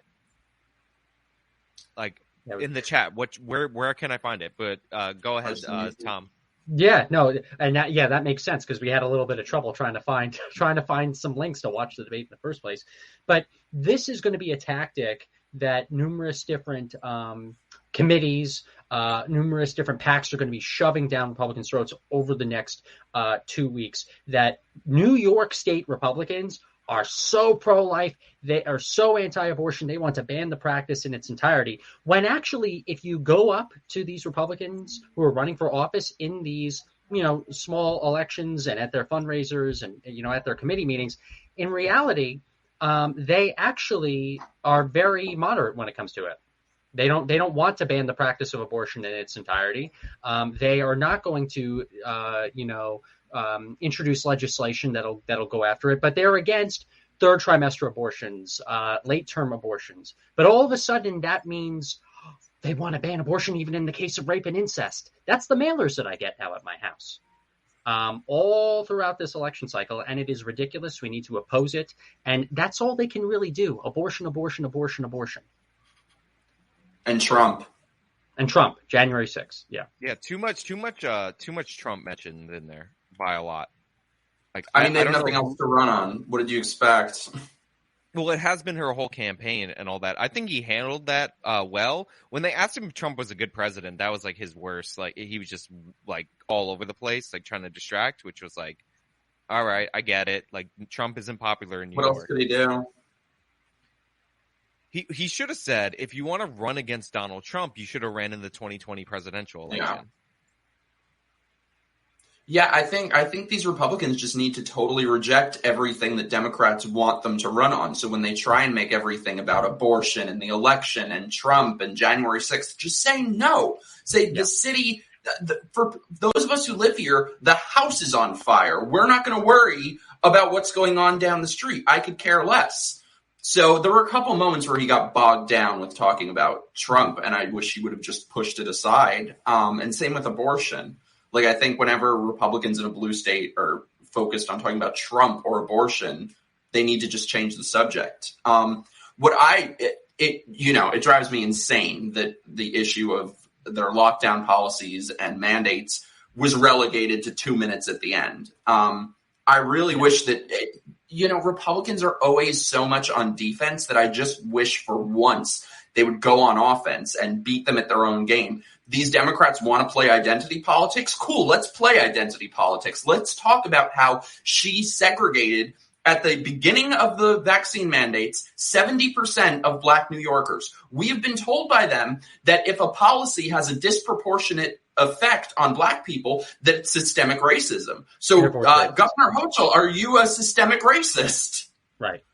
And he just didn't bring any of that up. I mean, I think he did a good job, but... All right, I just say that I do have the debate. Do you guys want to stay for the debate and then recap both of them at the end?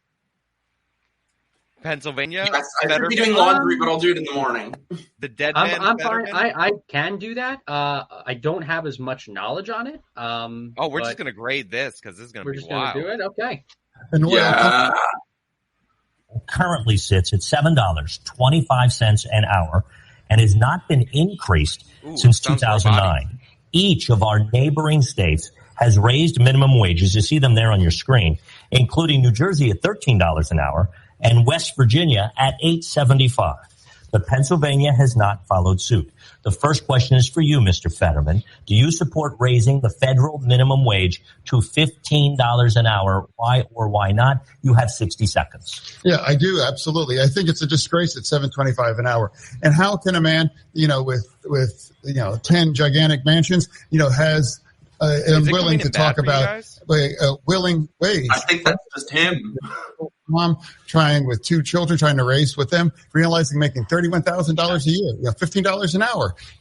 I believe every work has dignity and every paycheck must have dignity in it as well. True. I've always supported a living wage and we make sure that everyone has economic security. I have a follow-up for you, Mr. Fetterman. What do you say to small business? He's already giving me anxiety. Us, that if the minimum wage were increased to $15 an hour, it would put them out of business. You have 30 seconds. Can you guys hear clearly? No, we all have to make sure that everyone that works is able to. That's the most American bargain. That if you work full time, you should be able to live in dignity as well. True, and I believe they haven't have any businesses being. We can't have businesses being subsidized by not paying individuals that just simply can't evade to pay their own way. Okay, Mr. Fetterman, thank you. Mr. Oz, turning to you. Do you support raising the federal minimum wage to $15 an hour? Why or why not? You have 60 seconds. I think market forces have already driven up the minimum wage. I was with a hotel worker actually here in Harrisburg a few months ago, and he was telling me how hard it was to live on the $15 an hour that he was getting paid.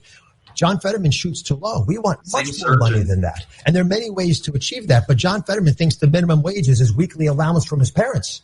He's not really cognizant of the real challenges of business owners who've got to balance that with employees. Thankfully, we have a solution. And John, you didn't answer the question. You can't put businesses out of commission in order to pay more wages because the wages will go to zero, which is John Fetterman's radical plan if you really follow to conclusion. Here's what I would do. We have one of the richest energy states in the country. I believe if we could unleash the energy beneath our feet here in Pennsylvania, there'd be plenty of money to go around. We'd have increased wages, a more reason for students to take vocational classes to be able to learn trades, which I'm strongly supportive of. We'd also be able to pipe that gas, improve our economy, and reduce inflation. That's a plan that works, and it's humble enough that I can say broadly. Thank you. I want to give you, Mr. Fetterman, a 15-second follow-up to what he just said about you. Again, it's remarkable. He hasn't really had any answer that he actually had about that he doesn't want to talk about having somebody having a living wage and having somebody able to survive. Again. And I want to come back to you now, Mr. Oz, for a quick follow-up. What do you say to those Pennsylvanians that he just spoke of that are trying to survive on $7.25 an hour, which is less than all of our neighbors? You have 30 seconds. Oh, I don't think you should have to survive on $7.25 an hour. I want the minimum wage up as high as it can go. I want to highlight that I have an agenda for prosperity, unlike John Fetterman. I want us all getting paid a lot more than $15. And I answered your question directly in a way that would preserve business owners, job creators, so they thrive, and we'd have lots more employees entering the workforce and then prospering, getting paid $25, $35, $45 an hour. But we're never going to get there if we don't unleash our energy. And John Fetterman's stubbornness on calling it a stain on Pennsylvania is an insult to those workers. To be clear, you said you want people making a lot more, but that's not through a federal law of minimum wage. That's through market forces. Market forces should drive it up anyway, and it's already done that. Thank you. You know, you should be able to get paid much more than $15 an hour. Thank you. Lisa. All right. Thank you, gentlemen. Another big issue for voters is abortion. Mr. Oz, we will begin with you.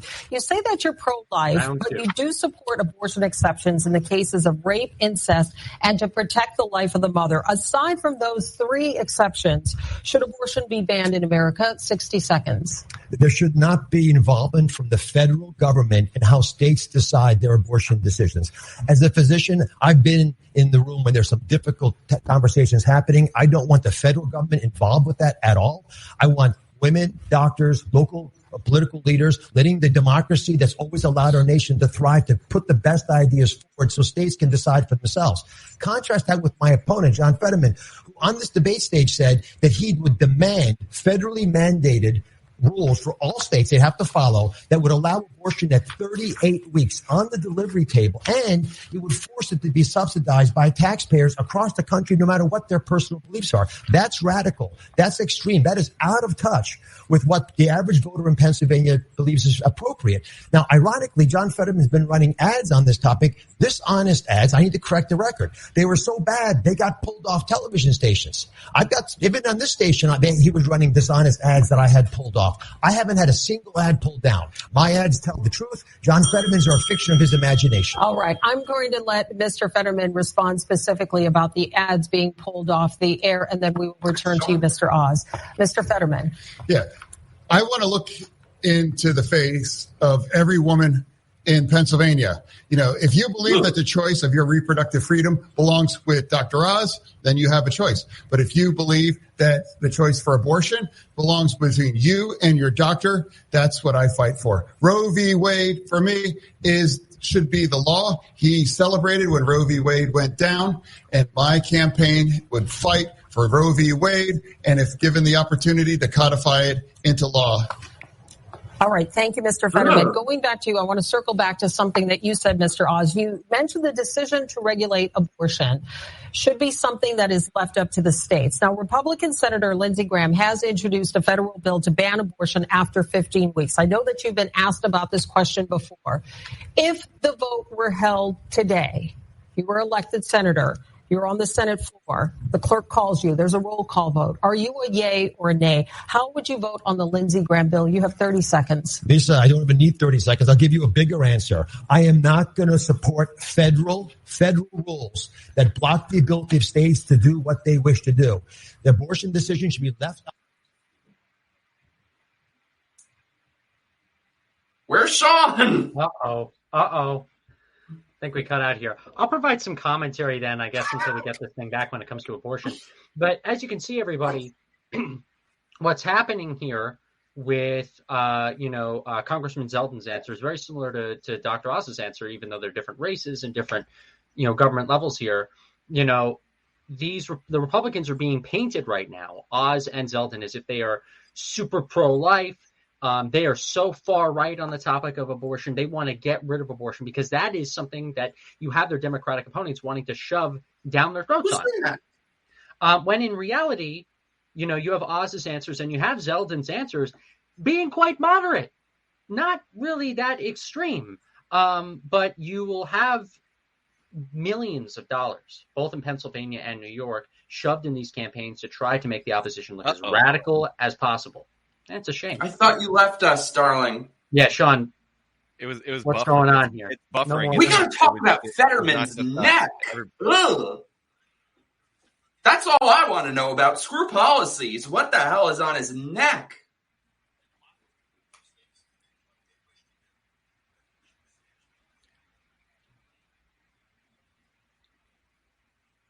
I can't hear. I don't know about you. I can't hear it either. Oh my God! Refresh that. I want to hear this train wreck. They're not running this very well because people were typing F in the chat in their stream. I thought it was just ours. All right, let's try it again. Yeah. They're typing in the chat. I'm like refreshing in case it's me, but it's like sound is gone. Yeah, they're local Pittsburgh really messing this one up. Is there another feed of it? No, not that I've been able to find. But yeah, it's good. It's good that they have the live chat enabled because it's definitely them. Maybe somebody here from the audience can try to find an answer of alternatives. This is basically interpretive performance art that's like a depiction of inside Fetterman's brain. This is what it looks like. Yeah, he can't hear sound. That is true. You know what's funny is that this is the debate. Like, there's no like alternative stream because this one has over 50,000 people watching live. Gotcha. Oh my God! But yeah, they are going really hard on the abortion. Really going into it's a states' rights issue. I can respect that. Yeah. Yeah, I've been helping out with some congressional elections, volunteering as a committeeman for congressional elections in New York. And the answer in the debates that the Republicans have given to Democratic opposition is that overall, abortion is a New York state issue now. It's not a federal issue. It's not an issue that anybody's going to be really discussing much within the halls of Congress. There's a Supreme Court decision. Is that in the chat? Over trying to save Fetterman. There's no sound. Like they're trying to save Fetterman. Oh my God! What a disaster! I just can't believe Democrats actually found someone who could make Dr. Oz look good. Yeah, I mean, we should talk about how like Dr. Oz, not the best candidate, but somehow he is lucking himself into winning this race, like riding the red wave. Mm-hmm. But yeah, no, I think he's taking advantage of of similar strategies to what former President Trump did, right? Using his celebrity, using the brand name that he created through the media to run for office.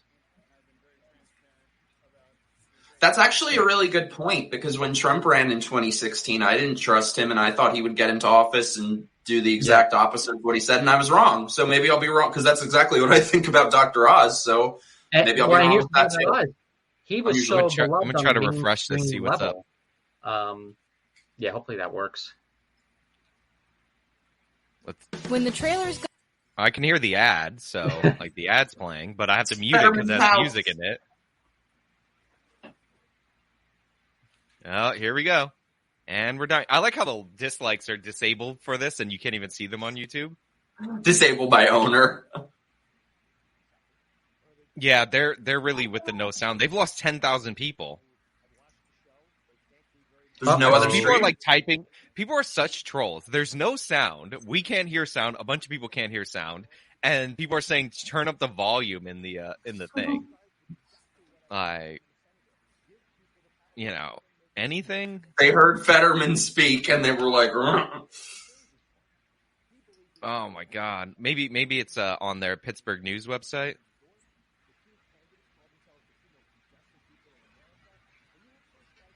I'm looking, folks. I'm trying to save it. I'm trying to save the show. I completely agree with what Rex said in the chat, that I would totally expect Dr. Oz, once he gets in, to support red flag laws and a bunch of stuff, but he's all we got, An unreliable potential friend is better than a sworn enemy who can't even form sentences. Yeah, I mean, right now we need more allies. Somebody has put in a link in the chat. Let me see if I can hold that. I'm gonna have to check the link first because I've learned my lesson about clicking questionable links on YouTube. Watch it be like you getting rickrolled live on air.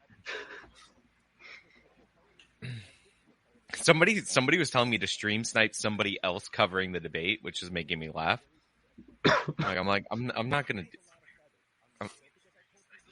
Somebody said it's working on Timcast. Well, I'm not gonna watch Timcast. Like, that's not an insult against Tim Pool. I'm just not going to stream snipe him. Okay, whoever threw that link, can you throw it again? It's Pornhub. Oh, no, I see it right there. Come on. Where's this coming from? Please don't be Timcast. Don't let me down. You're going to lose your wrench if this is Timcast. Oh, okay. Somebody's asking, is Hassan streaming? Stream snipe him. Okay, I got the... All right, I'm going to set His it up. name is Chink's nephew. All right, we're bringing it up. You saved the stream. Oh, I want to hear this train wreck. Supported any of that thing. He keeps talking about Bernie Sanders. 3 years ago, he was on his show and he hugged him. And he 83 said, people watching, meaning we're 10xing them right now, guys. You live in Vermont instead of Pennsylvania and run against Bernie Sanders, because all you can do is talk about Bernie Sanders, because my truth is that healthcare is a basic fundamental right. And I believe in expanding and I believe about supporting healthcare, the kind of healthcare that saved my life. Dennis, that was dishonest. He explicitly supported socialized medicine. We have a lot of topics to get to. I think Lisa, you go ahead. We are going to move on to the next topic, and this has come up earlier, and that is the issue of fracking. He can't afford me. Pennsylvania only trails Texas in terms of natural gas production. Both of you have taken shifting positions on the issue of fracking. Mr. Oz, we begin with you. God, guys, be nice to You Fetterman. wrote a column in 2014 calling for no fracking pending health study results. But in a video posted on social media in March, you said, quote, natural gas guarantees high-paying skilled jobs right here in Pennsylvania. This is why Dr. Oz so sucks, back off because Biden, he's in favor of all this lefty crap in his history. Mr. Oz, please explain that changing position. 60 seconds. I've been very consistent. Fracking has been demonstrated. It's a very old technology to be safe. It is a lifeline for this Commonwealth to be able to build wealth, similar to what they've been able to achieve in other states. For that reason, I strongly support fracking, drilling, the piping of that natural gas. He wants to pipe that natural gas in Philadelphia, so we can export it to our allies and help them, the ones that are struggling now in Eastern and Western Europe because of the Ukrainian war. John Fetterman calls fracking a stain on Pennsylvania. He says that he would sign a moratorium to ban its continued use. He's against pipelines. He supported the vote against the Keystone pipeline that ended up shutting it down. He supports Biden's desire to ban fracking on public lands, which are our lands, all of our lands together. This is a extreme position on energy. If Orange, we're going to read the chats after the show. It would help everybody. Why John Fetterman is so rigidly stuck on fighting against energy companies is stunning to me, because it's the jobs I want. Tens of thousands of high-paying jobs to help Pennsylvania. Thank you, Mr. Oz. He would frack that pipe hard. Mr. Fetterman, I absolutely support fracking. In fact, I live across the street from a steel mill, and they were going to frack to create their own energy in order to make them more competitive. And I support that, living closer to anybody else in Pennsylvania for fracking to myself. I believe that we need independence with energy, and I believe I've walked that line my entire career. I believe Democrats... Mr. Fetterman, I do have a specific question, which you can continue on this topic, steel mill's gonna frack their own energy? You have made two conflicting statements regarding fracking. In a 2018 interview, you said, quote, I don't support fracking at all. I never have. Earlier this month, you told an interviewer, quote, I support fracking. I support the energy independence that we should have here in the United States. So, Mr. Fetterman, please explain your changing position. You see, my polling numbers were going down. I've always supported fracking, and I always believe that independence with our energy is critical, and we can't be held, talk about Dr. Oz living in Jersey. Like Russia. I've always believed that energy independence is critical, and I've always believed that, and I do support fracking. I've never taken any money from their industry, but I support how critical it is that we produce our own energy and create energy independence. I must correct the record. Just a second, Mr. Oz. I do want to clarify something. You're saying tonight that you support fracking, that you've always supported fracking, but there is that 2018 interview that you said, quote, I don't support fracking at all. So how do you square the two? Listen, I had a stroke. I do support fracking, and I don't I support fracking, and I stand. And oh my God! Fracking. Okay, Buffering. I'm sorry, Lisa. There's not just a statement you read. There are multiple pictures of him signing a moratorium. We have to move on. But we have to get the fundamentals of the truth out here. John Fetterman over and over again took positions against energy. We have a lot of topics. You will have a chance to have that in your. Give me one comment then. The energy industry is living in fear of John Fetterman. I want to know why. Mr. Oz, we want to now turn to public safety. Go Oz! Republicans have called you dangerously soft on crime. The Pennsylvania State Troopers Association Bring up the Horton has brothers. Endorsed Democrat Josh Shapiro for governor. But in this race, it endorsed your Republican opponent, Mr. Oz. What is your response to those endorsements? And what is your response to accusations that you are, quote, dangerously soft on crime? You have 60 seconds. No. I believe that I run on my record on crime. You know, I ran to be mayor back in 2005 in order to fight gun violence, and that's exactly what I did. And working with the police and working with our community, I was able to stop gun violence for 5.5 years as mayor.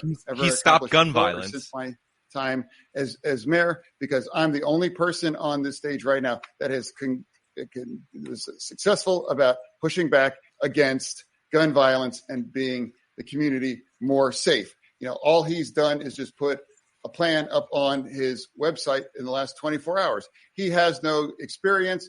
He has never made any attempt to try to address crime during his entire career, except showing up for photo ops here in Philadelphia.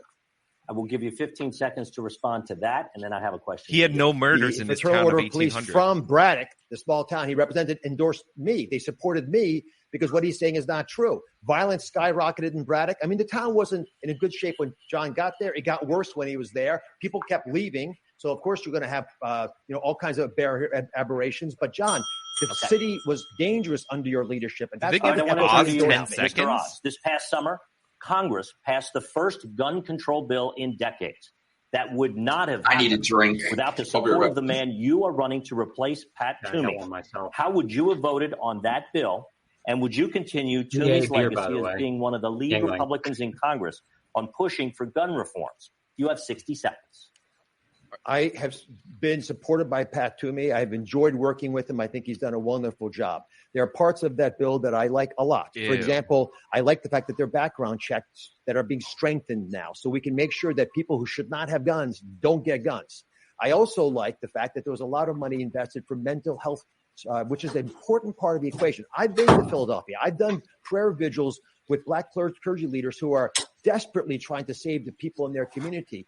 Half the murders in Philadelphia are committed by people under 18. We have got to get mental health services to these people, and it's not happening now. But part of the problem is that we have taken away the ability of police to do their job, and that's on John Fetterman. Cheers, Mike. Because John Fetterman has taken such a harsh position against them. He's undermined them at every level, taken away some of their funding. He's pushed for Krasner, who he admires tremendously, and he's spoken highly of him just this week. He's taken his policies to a new extreme. He's argued that people should be let out of jail without any bail, no matter what they did to get in there. He's argued to release 1/3 of all prisoners. 1/3 of all prisoners out of touch. Quickly, 15 seconds. Would you have voted for that Pat Toomey supported bill? I would have tried to improve that bill. There are things that I think most of us appreciate. I wasn't there at the time, so I can't speak to what was possible. But I do know there are parts of that bill that do make sense, and the ones I described should be followed. Let's see how it works out. Okay. Thank you. Lisa. On to our next issue, and that is illegal immigration. It has been a problem in the United States for decades, but it is now spiking. U.S. Customs and Border Protection just released numbers from fiscal year 2022. They show more than 2.7 million. He didn't bring up that Fetterman released a bunch of killers as lieutenant governor. He pushed for their release. Mr. Oz, beginning with you. Republican governors in the South have been sending migrants to Democratic-run cities and states without a plan or without any coordination. It is certainly gaining a lot of attention, but is it an effective way to deal with the influx of migrants? You have 60 seconds. Lisa, we have a catastrophe at the border, and we should not have sanctuary cities as John Fetterman has tried to introduce. But I've been into the parts of Philadelphia and Allentown and Reading where we have large Latino populations. I understand the challenges of the border. My father was an immigrant. My mother were immigrants. I understand what legal immigration offers us, but the completely porous, open nature of our border, which John Fetterman. He just randomly brought up Latinos. This is how you know Oz isn't ready for prime time. With cartels profiting with human trafficking operations, they take the money, they buy narcotics from China, and bring that into our country. And it's making every state a border state. Pennsylvania is already a border state because we're top 3 in the country in fentanyl overdoses. I can't go anywhere where and giving a big event where I don't meet multiple people who say their personal lives have been destroyed because of fentanyl overdoses. Yet John Fetterman not only wants an open border, not only supports sanctuary cities, but he wants to legalize all hard drugs in America, including narcotics. That is, out of touch with everybody. That radical position was tried in Oregon, which he endorsed, 50% homicide increase rate. One moment. I will give a 15-second rebuttal. Yeah. That is, again, the Oz rule. That is just not true. That, Sam. The Oz rule. His family's company was levied the largest fine for immigration hiring of immigrant illegals. My God! And I think you should sit this one out about in terms of what a secure border. That was his zinger. Right. We do have a follow-up specifically for you, Mr. Fetterman. Vice President Kamala Harris says the southern border is secure, yet we are seeing an unprecedented number of migrants crossing. Is the border secure? And if not, what would you do to fix what both parties are calling a crisis? You have 60 seconds, Mr. Fetterman. I believe that a secure border can be compatible with compassion. I believe we need a comprehensive and bipartisan solution for immigration. That's what I believe. I don't ever recall in the Statue of Liberty did they say, the Statue of Liberty! Take our tired, huddled masses and put them on a bus and use cheap political stunts about them. I believe we have to develop a comprehensive and bipartisan solution. We all know the Constitution is subordinate to a poem on the foot of the Statue of Liberty. Our nation. All right. Thank you, gentlemen. On to the next John's issue. Not addressing the elephant in the room, fentanyl. We have to move on to the next issue. We will be circling back on that. Turning now to foreign policy. Oh, my God. Mr. Orange Fetterman, Ninja Turtle. What do you believe is the greatest foreign threat to the United States of America? You have 60 seconds. I believe is right now is China. I believe China is not our friend. And I believe that we can't be able to push back, and we need to stand against China. He should have said Turkey because they sent us Dr. Oz. Manufacture all of his merchandise on his name on it in China. Which one of us on this stage is going to stand up against and stand firm against China? And I believe that's our single biggest issue right now, to make sure that we address China and make sure that we know that it's not our friend. Mr. Oz, what do you believe is the greatest foreign threat to the United States of America? You have 60 seconds. The fact that our country is not projecting strength. Take, for example, what we're doing with Iran in order to try to get them to give us a little oil so we can deal with the catastrophe that Russia has caused. We have gone to them and tried to sign a deal that would allow them once again to have the nuclear power to blow up Israel, but they promised they would do.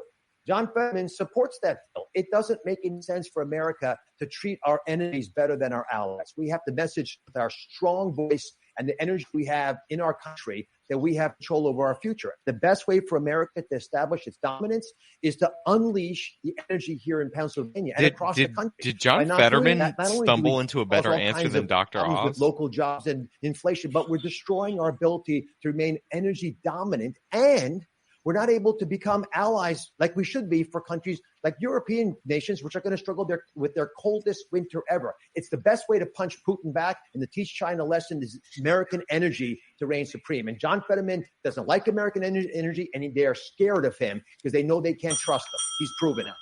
Mr. Oz, punch Putin back. All right, on to our next issue. In our recent Nexstar poll, a hypothetical rematch between Joe Biden and Donald Trump in 2024 would be a statistical tie in Pennsylvania. Cares? 46% of people said they would vote for former President Trump, 45% for President Biden. Mr. Oz, would you support a Trump 2024 run in 60 seconds? I'll support whoever the Republican Party puts up. And I have reached out across the aisle on my campaign because I want to bring balance to Washington. And I've tried to work with he's the avatar. And Republicans and people in the middle, people unsure, people who forgot, people who got angry with where their party was headed. I want to bring us together to make this country do what it's always been able to do. Unify, not divide, and address the problems as a surgeon, because in the OR, that's what I do. I just fix the big problem in front of me. John Fetterman however, cannot go to Washington and work with the other side because he doesn't even get along with his own side. He criticized Joe Biden for not spending enough money and not sidling up close enough to Bernie Sanders. He says he won't work with Joe Manchin. He said, if you like Joe Manchin, don't vote for me. So if you're picking fight with your own party, you're not going to be able to reach across the aisle to the other side. His extreme positions have made it untenable for Republican lawmakers. Send someone to Washington who understands the importance of balance, sensible decision-making, and a common-sense approach to the challenges that we all face. That's not John Fetterman. Mr. Oz, Donald Trump has supported you. He has endorsed you. Why won't you fully commit to supporting him in 2024? Oh, I do. I would support Donald Trump if he decided to run for president. All right. But this is bigger than one candidate. This is a much bigger story about how we are going to build a bigger tent to let more Americans feel safe. Are you concerned about the ongoing legal investigations involving the former president? 30 seconds, sir. I haven't followed them very carefully. I've been campaigning pretty aggressively. Not a bad way to get paid, right, Trump? I have tremendous confidence in the American legal system, and I believe law and order reigns supreme. But speaking about that topic, there's one person on this stage who's broken the law, we believe. John Fetterman took a shotgun, chased an unarmed African-American man, and put the gun, apparently, according to that man, to his chest. Democrats are the real racists. They let you go. You were the mayor at the time. Why haven't you apologized to that unarmed, innocent black man who you put a shotgun to his chest? He didn't do nothing. All right. We will allow a 30-second response to that, Mr. Fetterman. I have very mixed feelings on this. To the incident in Braddock. I made the opportunity to defend our community as the chief law enforcement officer there. Everybody in Braddock, you're the mayor, you weirdo. Majority community of black community all understood what happened. Black. You know, they understood what happened, and everybody agreed that. And nobody believes that it was anything about me making a split-second decision to defend our community as well. Why not apologize? Mr. Oz, please.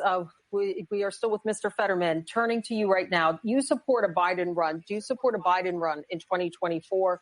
Why in 60 seconds? That's obviously, it's up to his choice whether he, and if he does choose to run, I would absolutely support him. But ultimately, that's ultimately only his choice. All right. Thank you, Mr. Fetterman. A follow-up question on this. Our Next Star poll shows 51% of Pennsylvania voters disapprove of the president's job performance. You have publicly supported many of his policy positions. Are there any that you disagree with? 30 seconds. Not communist enough. Yeah. No, I just believe he needs to do more about supporting and fighting about inflation. And I do believe he can do more about that. But at the end of the day, I think Joe Biden is a good family man, and I believe he stands for the union way of life. And I believe that unemployment is already down to the lowest level in the last 50 years. All right. Thank you, gentlemen. Dennis. Let's turn now, gentlemen, to the issue of Social Security. It is only fully funded through 2034. Many Americans are worried that they will never receive their full benefit or have to accept cuts to their benefits. Mr. Fetterman, how are you going to make sure it is there for them? You have 60 seconds. We need to make sure that Dr. Oz and the Republicans believe in cutting Medicare and Social Security. I believe that they have to support and expand Social Security. And if somebody sends me to Washington, D.C., I would support and stand and to support security, Social Security.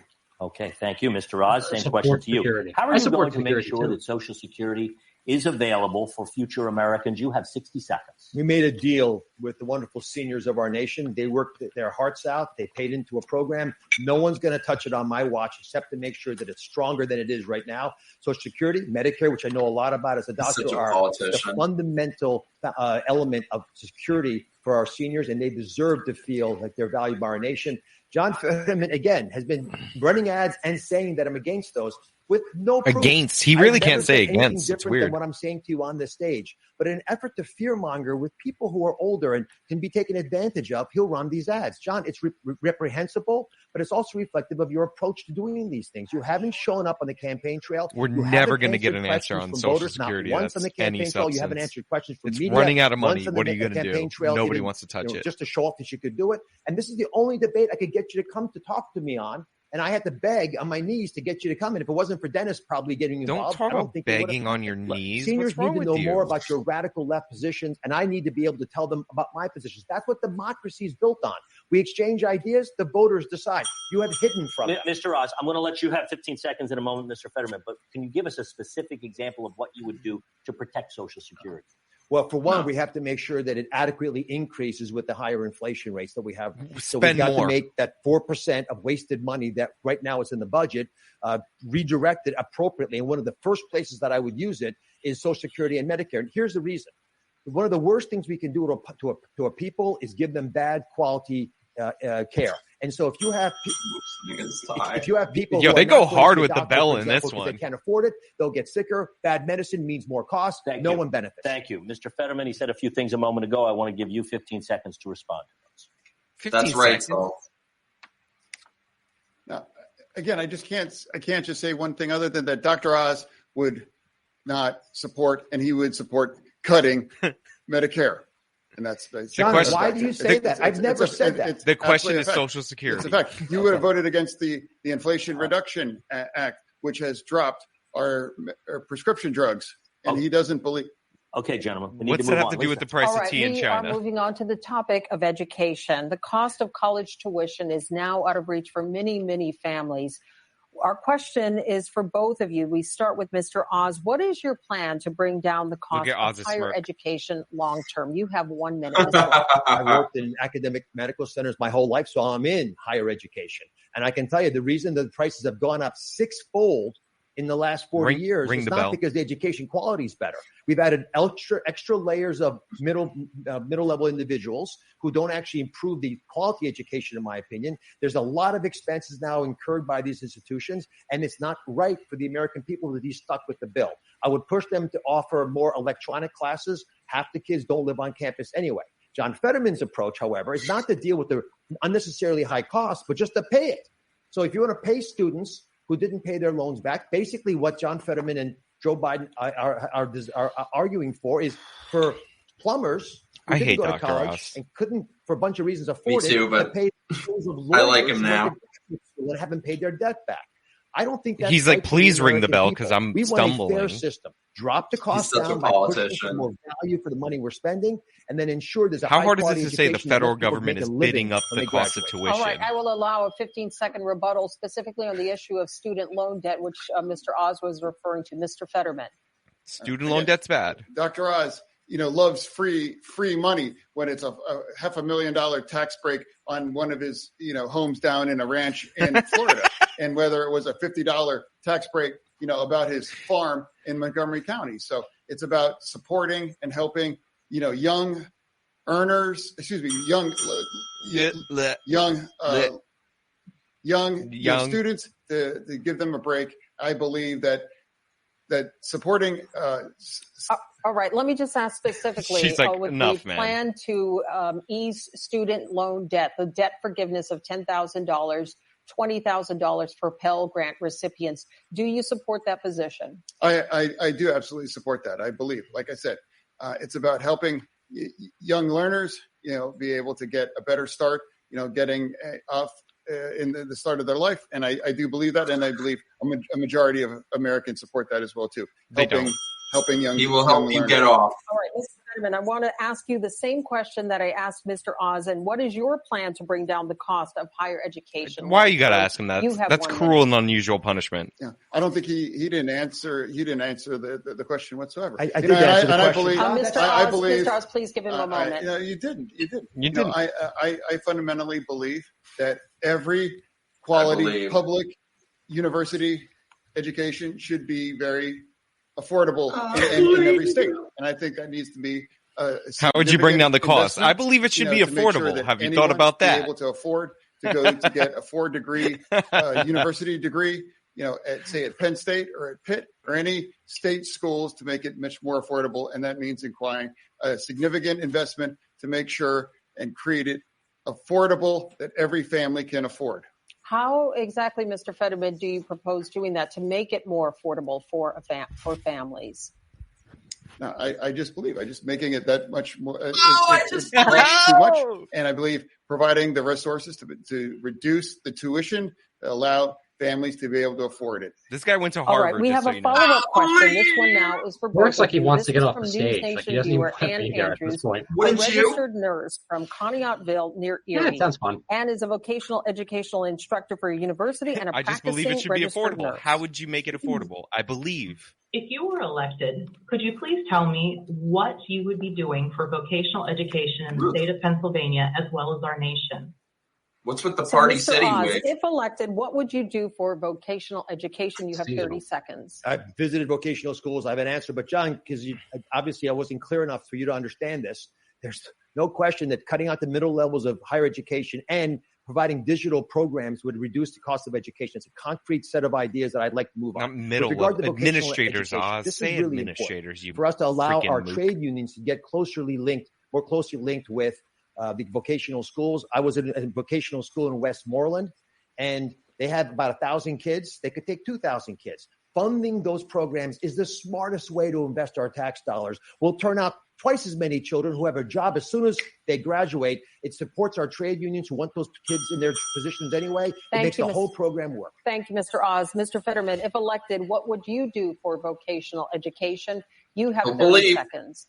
Again, I think it's just the same the way university for degrees as well too. Supporting that and partnering with the unions and making sure that vocation training are is affordable and providing the resources to make sure everyone has the opportunity. Going to college isn't the right choice for every person, but going to those kind of vocational schools, able to create a career to Wayne. Reach a lot of high salary, and then supporting reduce those costs are critical too. All right, thank you, gentlemen. This is a snuff film. Multiple members of Congress, specifically Democrats, have called for the Supreme Court to be expanded. Candidates, we want to know where you stand on this. Mr. Fetterman, should the Supreme Court be expanded, and if so, by how many justices? You have 60 seconds. I don't believe. I don't stand, and I don't believe in that. I fundamentally believe that even though I don't agree with the ideological breakup of the Supreme Court, I believe it's not about changing the rules. It's about acknowledging where we're at, much the way the Republicans want to try to change the Constitution about how our Supreme Court in Pennsylvania is going to be done, and I don't support that. So I think it's critical that we be consistent, and I do not believe in supporting the Supreme Court. Mr. Oz, same question to you. Should the Supreme Court be expanded? If so, by how many justices? You have 60 seconds. I would never touch the makeup of the Supreme Court, and I would advocate to leave it the exact same size it is. But John Fetterman's radical positions have spilled over into what he would do in Washington. One of the first things he has said, and he came back to the campaign trail, is that he wanted to bust the filibuster, which means removing the brakes on the Senate overreacting. That's true. That is true. But if you do that, then you would free up the Democrats in the Senate without getting the normal amount of votes to actually expand the Supreme Court, add more states, do things that are detrimental to the well-being of the country. So I think on your first day back, arguing that we should get rid of the filibuster is a dangerously radical move that would hurt Washington. It's not in our nation's best interest. Thank you both very much. All right. At Expand this time, the court. We are ready for our closing statements. You each have 90 seconds to convince Pennsylvanians to vote for you on Election Day. He has to talk for 90 seconds straight? 90 seconds. Oh, my God. Once again, I would just like to say that my campaign is all about fighting for anyone in Pennsylvania that ever got knocked down, that had to get back up again. I'm also fighting for any forgotten community all across Pennsylvania that ever got knocked down, that had to be made to get back up. I've made my entire career dedicating to those kinds of pursuits. I started as a GED instructor back in Braddock over 20 years ago because I believe it's about serving Pennsylvania, not about using Pennsylvania for Dr. Oz lives in New Jersey. Say it. Interests as well. To me, careers are revealed by your real underlying values. And my values have always been about fighting for He's literally never had a job, though. All right. Until he was mayor. His parents were giving him 50 grand a year. 90 seconds. I've loved traveling to the four corners of the beautiful Commonwealth, and I've heard your problems. I'm a surgeon, doctor. I listen to what you say, and I'm trying to help address them today. I've talked to seniors worried their Social Security checks didn't go far enough with the rate of inflation. I've talked to couples when I make their first down payment on a new house and they can't afford it anymore because of interest rates. I've talked to families. You want to cut Social Security. Mr. Fetterman, it's his turn for his closing. I've talked to families worried about fentanyl showing up in their mailbox and literally taking the lives of their children who they find blue in bed. I've talked to families who won't let their kids go outside because of the crime wave that's been facilitated by left radical policies like the ones John Fetterman has been advocating for. But here's the deal. Right? None of this has to happen. This is all very addressable. He just remembered they were talking about Social Security 15 minutes ago. We take big problems, we focus on them, and we fix them. We do it by uniting, by coming together, not dividing. And by doing that, we can get ahead. But I've got one question to challenge you with, just one question. If you take what I'm saying to heart, ask yourself this and others in your family. Are you unhappy with where America's headed? I am. And if you are as well, then I'm the candidate for change. I'm a living embodiment of the American dream. I believe we're the land of opportunity, the land of plenty. I believe we can balance a budget without recklessly spending. I believe we can have an unleashed energy policy that helps us all. I believe that we can have safe city streets and a secure border so legal immigrants can come across, but you shut the fentanyl out. I believe we can give parents choice in where their kids go to school. We can have affordable health care. But most of all, I believe in you. And if we can do this together, and we can, I would ask for your vote on Election Day. I believe I can fly. We do have one final question. I believe I can do anything that a man with two testicles can do. Tonight, but on Sunday, they will be on Lincoln Financial Field in Philadelphia as the state's two NFL teams go head-to-head. Mr. Fetterman, Steelers or Eagles, more and football. Why? Oh, clearly. Oh, he's for the Steelers. Boo. I'll be at the game rooting for my Eagles. Glinda or Elphaba? Gentlemen, thank you both so much. I wanted to hear that answer, Mike. Debate. We do want to thank our candidates for being with us, Mr. Fetterman and Mr. Oz, and for all of you at home who have been watching. Thank you so much. And we want to thank our team. All right, so if the Steelers win, then Oz loses, and if the Eagles win, who Oz picked, then Fetterman loses. There you go. That's the race. I don't know right what there. that means, but Genius political science right there. They were asking them because there's two NFL teams in Pennsylvania. They're asking which one, because they're going up against each other, is going to win, or that they're rooting for. Oh, I knew that. Yeah, that was bad. And I know I was thinking, I believe I could fly. Somebody wrote that in the chat with Dr. Oz saying he believes. I mean, he was trying to close on a positive message. Like I don't mind him going for like some kind of aspiration at the end. But what did you guys think?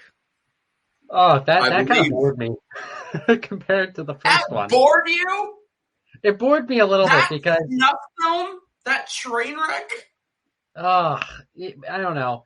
It's definitely not the bias. I got to say, Fetterman looked like he didn't even want to be there. Fetterman looked like he didn't care. He didn't really give a darn about standing up for his previous statements. You know, compare that to Oz, who actually was quite passionate, despite the fact that I know there's some disagreement on Oz and his policies here. You know, even Hochul, you know, in the New York debate, way more passionate than Fetterman was. Even Hochul, who Tom can't pronounce her last name, was more passionate. Okay. You know what? Why are we like? I hope she's temporary, because then I don't have to worry about that ever again. Also, it's late. Okay, at least late for me, because I've been up since like 5 a.m. All right, but so let's go for the overall, and I'll let Mikey, because he's been ready to jump in, and we ended up finding the Oz one before he was able to state. So overall, from the top, New York debate highlights, lowlights, and then same with the Pennsylvania. Mike. Oh God! Well, first of all, I just have to say, like, why are we even comparing, as horrible as she is, Hochul to Fetterman? I mean, Fetterman, it's like Humpty Dumpty. I mean, there's nothing. I almost feel sorry for him. If he was, if there weren't a potential that he could get power and be a vote for Democrats and continue the trajectory of what's happening, I would feel sorry for him. But him and Biden, I'm beyond feeling sorry for. Anyway, though, New York, like I was saying, it's unfathomable. Right, how about we do this? Highlights, lowlights for Hochul and Zeldin individually, like best moment, worst moment. Ooh, Hochul. What would be a highlight for? I mean, her teeth didn't fall out. That's a good thing. Her Botox didn't melt. What was a good thing about Hochul? Yeah, I'm trying to think of that. How about Zeldin, and then we'll go to Thomas and we'll ask him because he took note. Zeldin was pretty. I think Zeldin was good. He wasn't spectacular. He very much ran as like sort of middle of the road which I guess is what you have to do here. But he was very strong. I wish he would have taken it to her a lot more on the lockups, on the Supreme Court decision that just happened, that she enforced these mandates over something that we now know was false pretenses. And they didn't even mention that. And they didn't even mention her burying the case against Cuomo.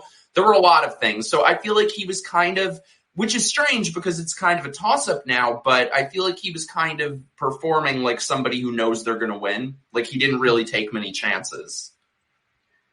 Thomas? So when it came to Hochul, I think her best talking points were about marijuana legalization. This is a losing talking point for Republicans because in the state of New York, recreational marijuana has been legal since April of 2021. And that's not a policy that is going to change either. And not only that, you have a growing segment of libertarians to even social conservatives who are starting to get more acquainted to and fine with the concept of recreational marijuana being legal, especially since there are plenty of people in rural communities in New York State, from Schoharie County to Broome County to places like Plattsburgh, who have people that are benefiting from marijuana usage. I understand where Congressman Zeldin was coming from when it came to, the smell of marijuana and, wanting a clean environment. I get that. I don't want kids to be exposed to drugs either. I want clean communities free of crime. But simultaneously, we have to be realistic. Just like when it comes to the topic of abortion and some of these other social issues, when it comes to marijuana, Republicans, especially in the state of New York, need to get on with it and kind of grow up on the topic. Right. I would say I don't like Zeldin's answer on marijuana because it was like, I walked by and I smelled marijuana outside. It's like, well, people are allowed to smoke outside. Like, it comes out very nanny statey. But I don't think marijuana is like a number one issue for New York. For me, abortion, he got a little dodgy and a little questionable. And you would think because this Hochul has two lines of attack, January 6th and abortion, he would be better prepared for that. I think for Zeldin, like, highlights on crime are strong. Him coming at her about the nursing homes in the end are strong. And even the way that he went after the vaccine mandate and pointed out Hochul was not answering were all good moments for him. And I do think he was taking chances. And to be fair to the legend of Zeldin, he's not like a moderate Northeastern Republican.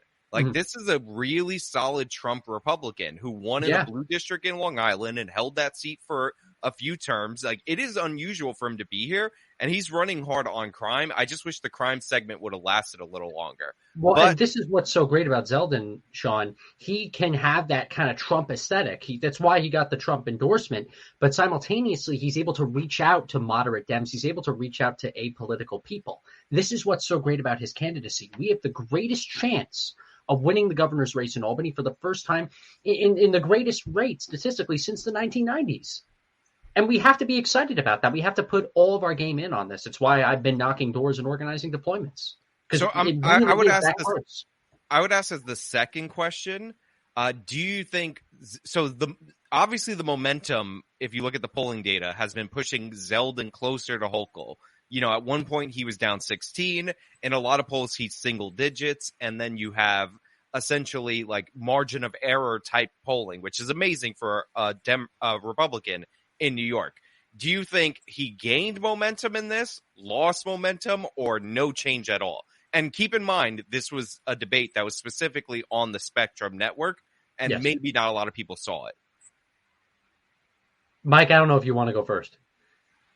I would say you gained slightly. I mean, she did nothing to push him back. All she has is Trump, January 6th, the illegal gun, the teenagers with the illegal guns in the alleyways.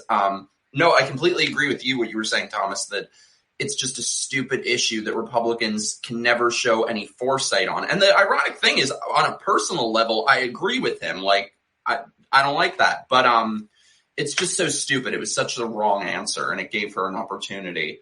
Like, and that's the thing. Dr. Oz also is just this like boomer, old right type of Republican, if he even is one. Like, they just need to move past these things.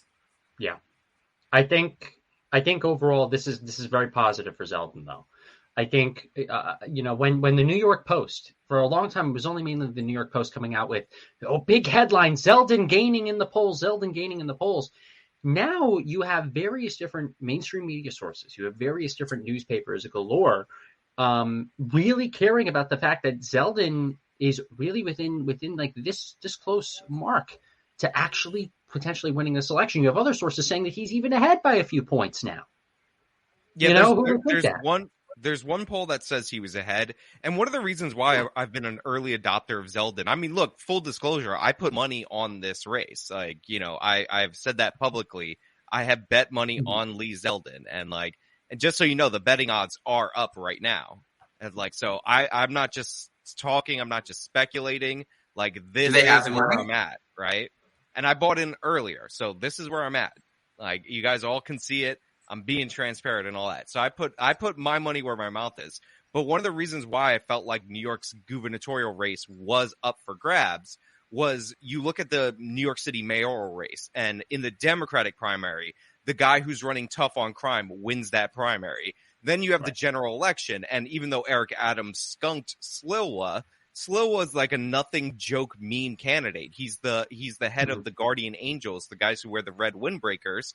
And somehow he pulled in more Asian and Hispanic voters than Michael Bloomberg did. And Michael Bloomberg won 3 times. Like, there's obviously a movement on crime. And I think Zeldin's a better candidate than Silva. I think Hochul's a weaker candidate than Adams. And people are sick of this statewide bail. So that's why I think he had the momentum and he had a chance. But as for this debate, honestly, it's a little hit or miss. Like, I don't know if I think it's probably neutral. It might have done nothing. Yeah. Yeah, I agree. It was mostly neutral, but leaning towards him, if anything. I feel like he played it a little bit safe, is basically my takeaway. I definitely think it makes sense that Hochul has agreed to this one debate, especially with Spectrum being the network. On Long Island, you have a lot of Long Islanders, for instance, that live in very red areas that don't watch Spectrum. They watch other channels that are really more localized to my particular area. Same with areas in upstate New York. I don't think there are certain areas in upstate New York that watch Spectrum as a whole. So overall, like, Spectrum is really popular in the New York City metropolitan area. So overall, the debate is being broadcasted to people that are automatically going to vote for Hochul. And I can see why. She was being very strategic with what she would agree to and what she wouldn't agree to, because she already has such a bad track record, in my opinion, riding on Governor Cuomo's failures and creating extra bad policy up until the last minute, where she feels like she needs the votes in order to win. So she's going to lift some bans here, lift some bans there, be quiet about everything else, deny Zeldin up until the last minute.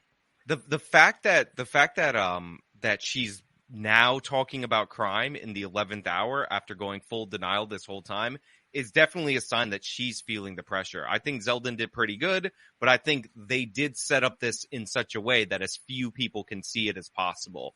And, maybe I'll see on Twitter if there's some good highlights that you could cut out for Zeldin out of this.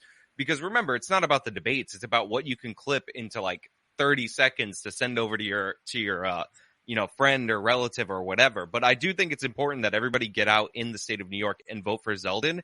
And just as importantly, down the ticket. I don't care who you vote for your state senators or whatever. I'm not trying to control that. Like, obviously I have my preference, but Henry for attorney general needs to beat Letitia James. Like, she might be worse than Kathy Hochul. So, like, that's something that needs to happen. Like, and New York losing the gubernatorial race, the Democrats losing it, is a huge deal because it kind of sends a message across the country that these terrible criminal justice policies aren't going to fly anywhere. So that's why I'm really big on this. And it's not a special election like Chesapeake. It's a regular on-year statewide election. So that's why I think it's a huge deal.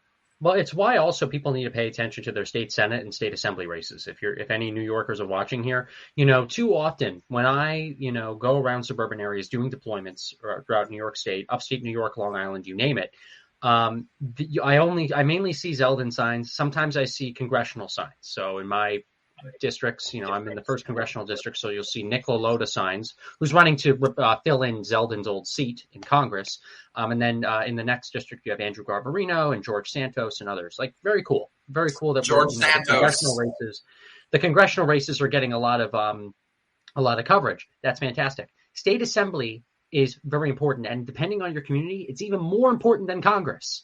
So, if there's a local state assembly, state assembly campaign office near you, go get a state assembly sign and put it on your front lawn.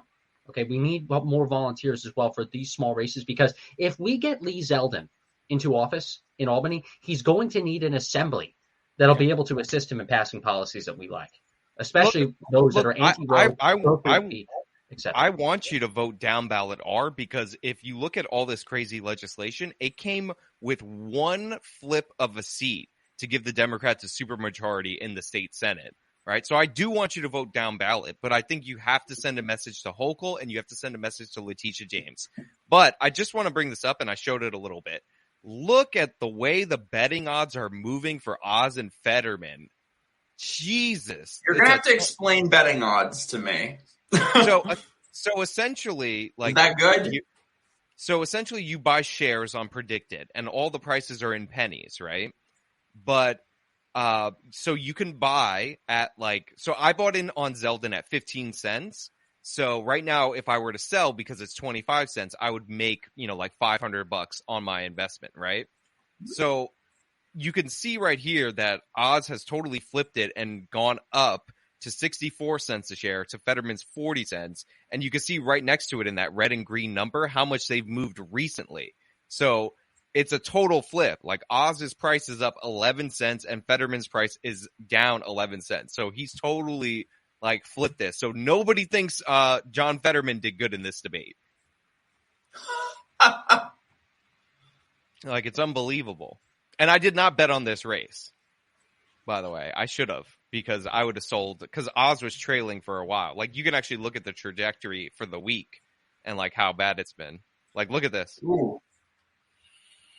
Oz just rocketed up earlier in the week, and it was close. And he's coming back down a little bit, but this is yesterday, and now he's up 10 cents today. And a lot of this has been happening live.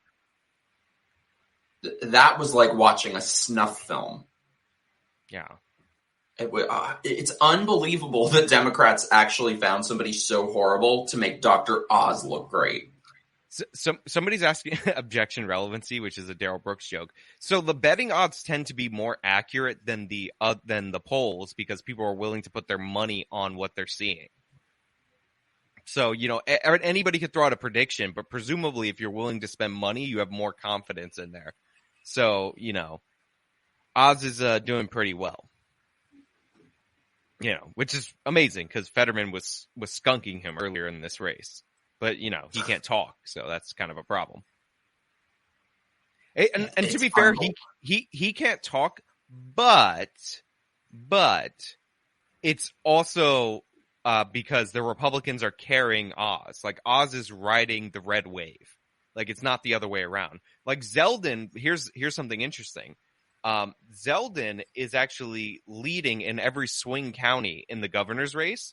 So Zeldin's coattails are going to push the Congress more Republican, overall, because he's winning all those counties, and down ballot, he's going to get some help.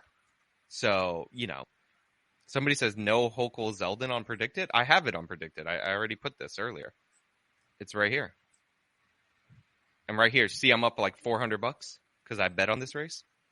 And if he wins and I hold all my shares and don't sell, I'll get $3,700. Damn. Yeah, and I mean, just because Fetterman does not have his mental faculties doesn't mean he can't cause a whole lot of destruction if he gets in office. Just look at Joe Biden. Sorry, I missed what you said. I only called the end of it, Mike. If we're talking about me. What? I don't know if he was talking about me or you. No, I heard Mike, and then he finished with Joe Biden. I missed what he said before that. Oh, that just because somebody doesn't have their mental faculties doesn't mean that they can't cause a whole lot of destruction if they get any power. Oh, absolutely. For sure. Like not being able to talk is not a prerequisite. Roberta Glass, who I should have invited on because she's also a New Yorker and she does a great true crime podcast.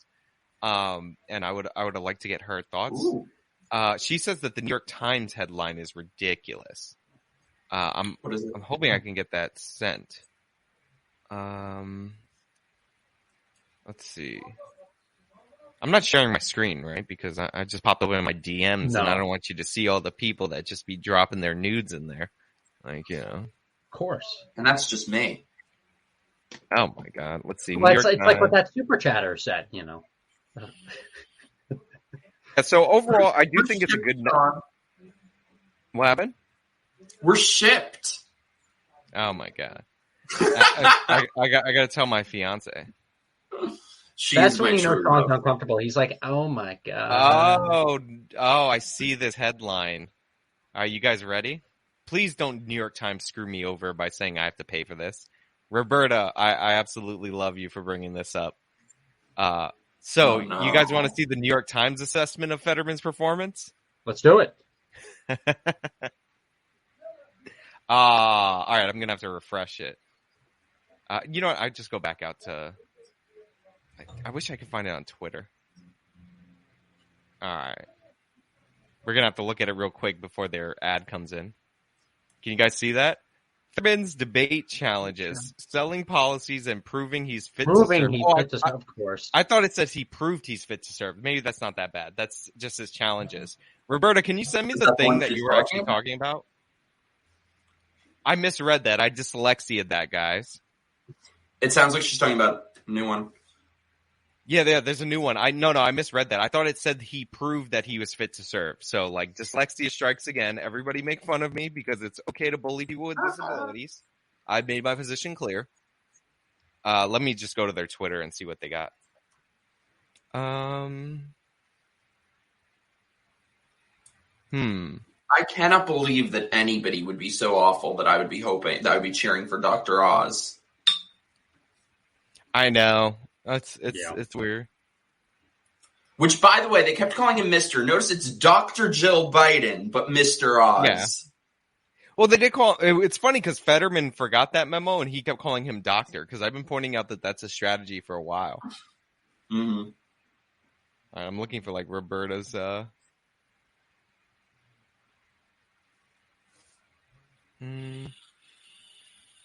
Oh, that was the headline you were talking about. Oh, but they were just saying it's a challenge for him to be fit to serve. Like, they weren't actually asserting that. I thought they were asserting that, and I thought that was wild. But yeah, overall, I think it was a good night from the two debates that we watched for Republicans. I think Zeldin could have hit Hochul harder.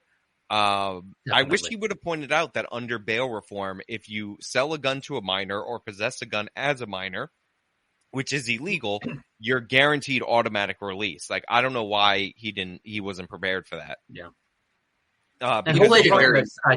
Teenage assault weapon possession. That's not the case unless you're talking about 18, 19-year-olds being able to buy a rifle or a shotgun. Is that what you're talking about? She's really choosing her words in a way that that is malicious. She is talking about that because you can't buy a gun in this country unless you're 18. Right. You have to go through a federally licensed firearm dealership. We're talking legally anyway. So she was being a weasel about that by calling that teenager. What she meant was 18, as in old enough to vote, old enough to serve in the military, and all that.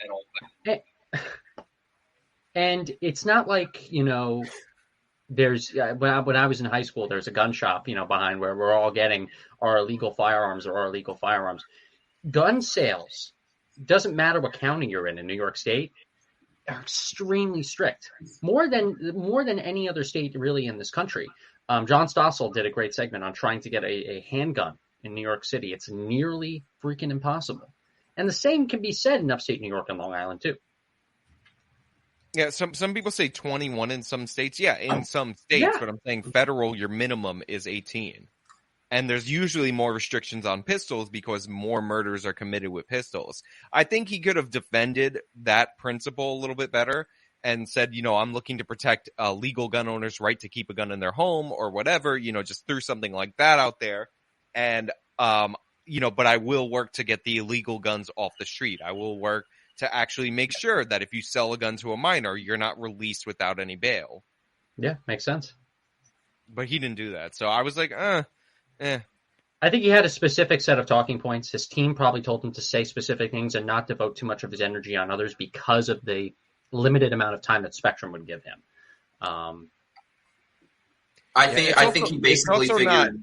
To be clear, it's not 1 million self-defense shootings. It's over 1 million defensive uses of firearms, and it's really between 300,000 and 1 million, according to the CDC estimate. So that could be like somebody's going to rob you, but you just present the gun and then they run away, or Right. like you don't actually have to fire it. Yeah, I think Zeldin basically figured he's trending upwards, so just don't rock the boat too much. He had some good moments, but I just wanted to see him give it to her. No, I think he did. I think he did win the debate. I think he hit her hard, and she was stumbling, and she retreated to the generic talking points more than he did. He had one moment in particular where he mentioned state trooper, and then like weirdly was like, my family state trooper. It was like a weird robot moment, and I was like, ugh, like that was icky looking, but it was not it was not a bad showing for him overall. And they hit Hochul pretty hard on a few things, like the Buffalo Stadium thing. I think the casino thing he totally flubbed because he gave like a non-answer, and it's like there's 3 permits, if you don't know, for these downstate casinos. And they're basically being auctioned off to the highest bidder. And they set him up with all of these casinos that produce way less tax revenue than expected. Yeah, I think the nursing homes moment is what should be clipped for him when he talked about people who were dying without being able to see their loved ones and all that. I think that was definitely his best moment. There are entire rallies being hosted throughout New York State by organizers who have lost loved ones during this pandemic due to these nursing home policies by the Cuomo administration. It is not emphasized enough about how much damage was done and how many lives were lost. And to be fair, as far as I know, we're still trying to figure out all the data when it comes to what has happened during that time. There's accusations of a cover-up. I will say, I think the COVID stuff matters more to like us internet people than everyday voters. Right. I do like that he brought up he should have pointed out that Hochul fired the frontline medical workers like right after they served, and she says it was for health and safety. It's like those are the people who put their lives on the line, and you fired them. But I think the COVID stuff, like people like us might care about it more on average, like people in the media, than like the current everyday issue. Because if you look at the polling, it's crime at the top, inflation at the bottom. Inflation number 2, and then trailing significantly far behind. And only because a bunch of Democrats are concerned about it is protecting democracy. Like those are, according to the polls in New York, the top 3 issues. Yeah, that's democracy. Democracy. That's just the Democrats hyper concerned about January 6th and all that, like bidding those numbers up. If you look at them by party, as if like Lee Zeldin was like one of the people that stormed the Capitol, like he was right there. He had the tools. He texted Trump. All right, so I'm going to read off this. I thought that was a stupid moment for him to get bogged down in all that. I think he should have just brushed it off. They gave more time to that than half the things. Well, they made that an actual thing. It was funny when he said hypothetically, because I'm not losing this race. Of course, I would accept the results. That made me laugh. All right, so I'm going to read the super chats. I don't know if you guys want to stick around for that or not, but I do want to wrap this up. Yeah, a little bit, definitely. There's not that many of them, but I got one from Christian Baller for $19.99. I do appreciate that, and it says, "Hey Sean, I posted one of your videos about New York City no cash bail, and somebody claimed that judges can still set bail if they want to, even for those auto-release crimes. Do you have a source?" Yeah, so the source would be, and you can look it up under any one of my videos, the source would be the actual bail law, which legitimately says nobody will be held on bail for the following crimes. So, yeah, it's just not true. I did talk about that earlier. I got one from Haywood Jablom for $5, and it says, you hate Buffalo. I'm voting. What? You hate Buffalo. I'm voting for the Wine Witch. As we talked about earlier, I'm not a Buffalo hater. I was just saying Hochul's from Buffalo, and she's talking about how she walked the streets of New York City every day. It's not true. She even said she was from Buffalo in the debate. So she a little liar. Buffalo is beautiful. I've been there before. It was the first place I ever went to. I went to my first political conference in Buffalo, right on the Amherst border. I like Buffalo because it's named. I like Buffalo because it's named after bisons. It's true. They're mislabeled. They're like the best part. Otherwise, I could kind of take it or leave it. And then somebody asks Haywood Jablom for $5 more. Says Fetterman Oz next, please. Yes, we did do that. So maybe reading these at the time would have been better. So I have justifiably _stupid for $5. Says, as an independent, my vote will go for the first one who implies that Dr. Fauci is not, in fact, the science. Well, I mean, the Democrats are the ones who bow to Fauci and push out those candles. So I guess you're voting R, Mr. Independent. Or is Fauci the science? I'm asking you guys. Is Fauci the science? I was just going to say I'm a little upset about Trump keeping him around, so there's that. However, we just all have to coalesce with Republicans. You see what the alternative is. If you're somebody like us who's living in a blue state, you are seeing every day what the alternative is. So Republicans are less than ideal, but we can improve them. Just vote for them. That's my pitch. Yeah, I'm a little overall upset about the fact that Republicans don't embrace the idea of liking science as much. Obviously, this is something I do in my career quite often. But I think if we... 1 second, actually. What, did he just die? Okay, he died. So I'm going to go to the next super chat. Science got him. Yeah, science got him, that technology. So Rude Trap for $5 says Biden has been sending illegals to Long Island and upstate. That is true. And Lee Zeldin brought that up in the debate, which was good for him. And he pointed out that Hochul didn't talk about that. And then we have Joe Biden is a kid diddler. That's the name that sent the super chat. and for $5. And he said, this is Black Sheep, the movie IRL. I don't know what that's in reference to. Orange What? Ninja You Turtle. saw Black Sheep? No. We'll talk about that later. Orange Ninja Turtle for $10 says Sean, as in SHAWN. So I don't know which Sean he's referring to. Definitely not me. It literally said my name on the screen, how it's spelled. Are you and Mike planning any romantic trips together? I can imagine the two of you in a school bus that you turned into a mobile home. Okay, so Mike, you're apparently a homeless gay, and whoever that SHAWN is as well. What a lucky guy he is. Just justifiably /_stupid says there's a dearth of Kanye West debate questions tonight. Oh my God. You guys want to throw out your thoughts on the Kanye West? Did you see the I think it was Variety tweeted before they had a whole article, should his music be banned? No, his music shouldn't be banned. Of course, it's ridiculous. It's ridiculous. The whole thing is so stupid. Here's the thing. Kanye West, the reason people are mad at Kanye West is because he had the White Lives Matter shirt and because he wore a MAGA hat.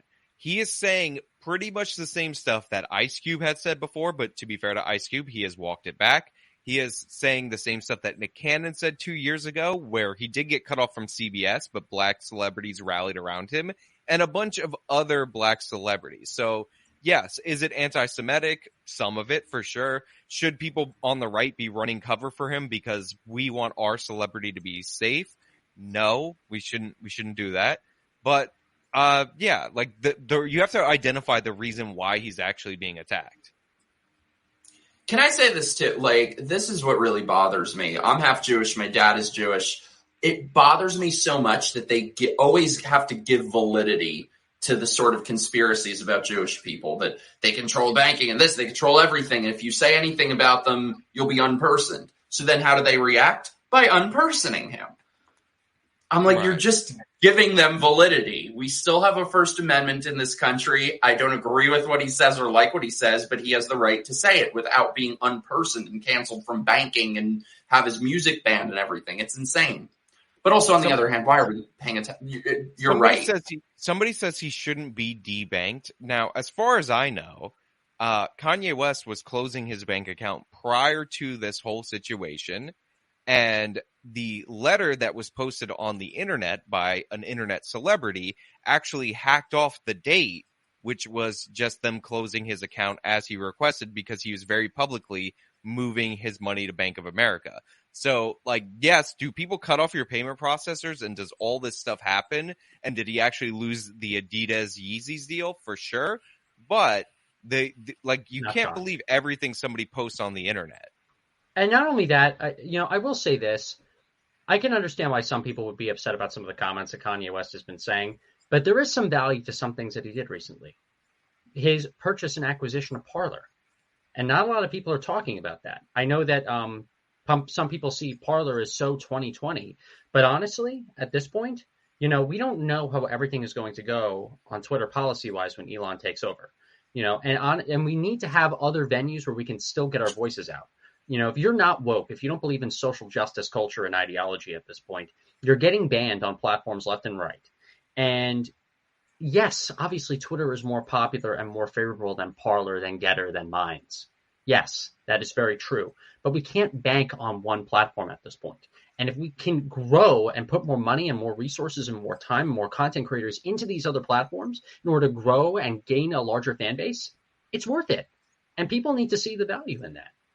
True. And by the way, I am copying my backlog right now as we speak onto Rumble and onto Odyssey, just so you guys know. So you can find my channels and follow me there, but I'm waiting for my backlog to be copied before I post that. But yeah, I am doing that. And I'm also on Minds, and they have a new Super Minds feature and all that. Yes. Love Minds, love Parler, love Getter. They're great platforms. I like them. But let me read the next super chat. So the Orange Ninja Turtle, so this is going to be Mike and SHAWN, Sean. Of course. The only pipe getting laid is Sean, SHAWN, and Mike's during a camping trip at the foot of a mountain, Brokeback style. Because, if you didn't say Brokeback style, we wouldn't have gotten that was a gay joke. Thank you. You guys should know, I love Sean dearly, but it is his fiance who I'm in love with. True. Let's see. Dylan Lindsay for $2 says, why do they keep saying Mr. and not Doctor? I don't know. I did catch it a few times. It was weird because the host was saying Mr. and then the person asking the questions was saying Mr. and Fetterman was saying Doctor. So very weird. What do you guys think? I'm not shocked at all. I think that it has to just do with two things. One, the etiquette of these debates, and two, also just what you call the other person. So if if the other person's Mr. Fetterman, you're going to sometimes make that little mistake in your head if you're on the air calling that person Mr. Oz. And also, I will say, in our culture, we think of Dr. Oz like Doctor Strange, kind of a celebrity title, right? Donald Trump, the Donald, the Don. So I think some people also mistakenly get confused thinking that Dr. Oz is some kind of character instead of an actual person who does technically have an actual credential. Wrong. Dr. Oz is a character, not an actual person. Fact check. Dr. Strangelove is accurate. Confirmed through betting odds. The Orange Ninja Turtle for $10 says, the only guns around here are Sean's arms wrapped around Mike in front of a mini furnace in their renovated teeny homeschool bus. So, okay, still living in the bus, Mike. And then Orange Ninja Turtle. This is my bro. This is like incest. So, Orange Ninja Turtle for $10 more says, the only China, not spelled Chyna, like China. China. But China, Sean and Mike know about is the tea set they drink from as they stare deeply and longingly into each other's eyes. That one was actually like kind of sweet, honestly. It was cute. It was cute. Oh. So then Romance is still alive. We have John Jones, also known as the Martian Manhunter from DC Comics, who says, Fetterman for $5, thank you. Fetterman is to Biden as Stacey Abrams is to Clinton. Oh my God. Oh my God. Oh my God. I'm doing the math in my head. All right. Glib_facsimile for $5 says, it's extremely sad to watch Fetterman and Biden be abused by their spouses so that they can so that the uniparty stays in power. Yeah, I mean, I think the strategy is because I'm pretty sure the Pennsylvania governor's race is going to the Democrat. Like, I think they're going to hold it down. I think the strategy is to get Fetterman in, and then if he's unable to serve, you have the Democratic governor appoint his replacement, who's a Democrat, and then they run the special election with a different candidate. So, like, I'm not surprised either with what's that case. Biden's Woodrow Wilson 2.0 with his wife running the show. I'm not saying this with 100% certainty, kind of joking, but we've seen throughout American history, where the wives of presidents or politicians were kind of in control, actually. Right. I would just say with both of them, it's a feature, not a bug. All right. That there's somebody controllable. I'm on the last two, and John Jones, again, the Martian Manhunter, says Fetterman talks like a Miss USA contestant, hilarious, and not here for $6.90. Figure out why he chose that amount.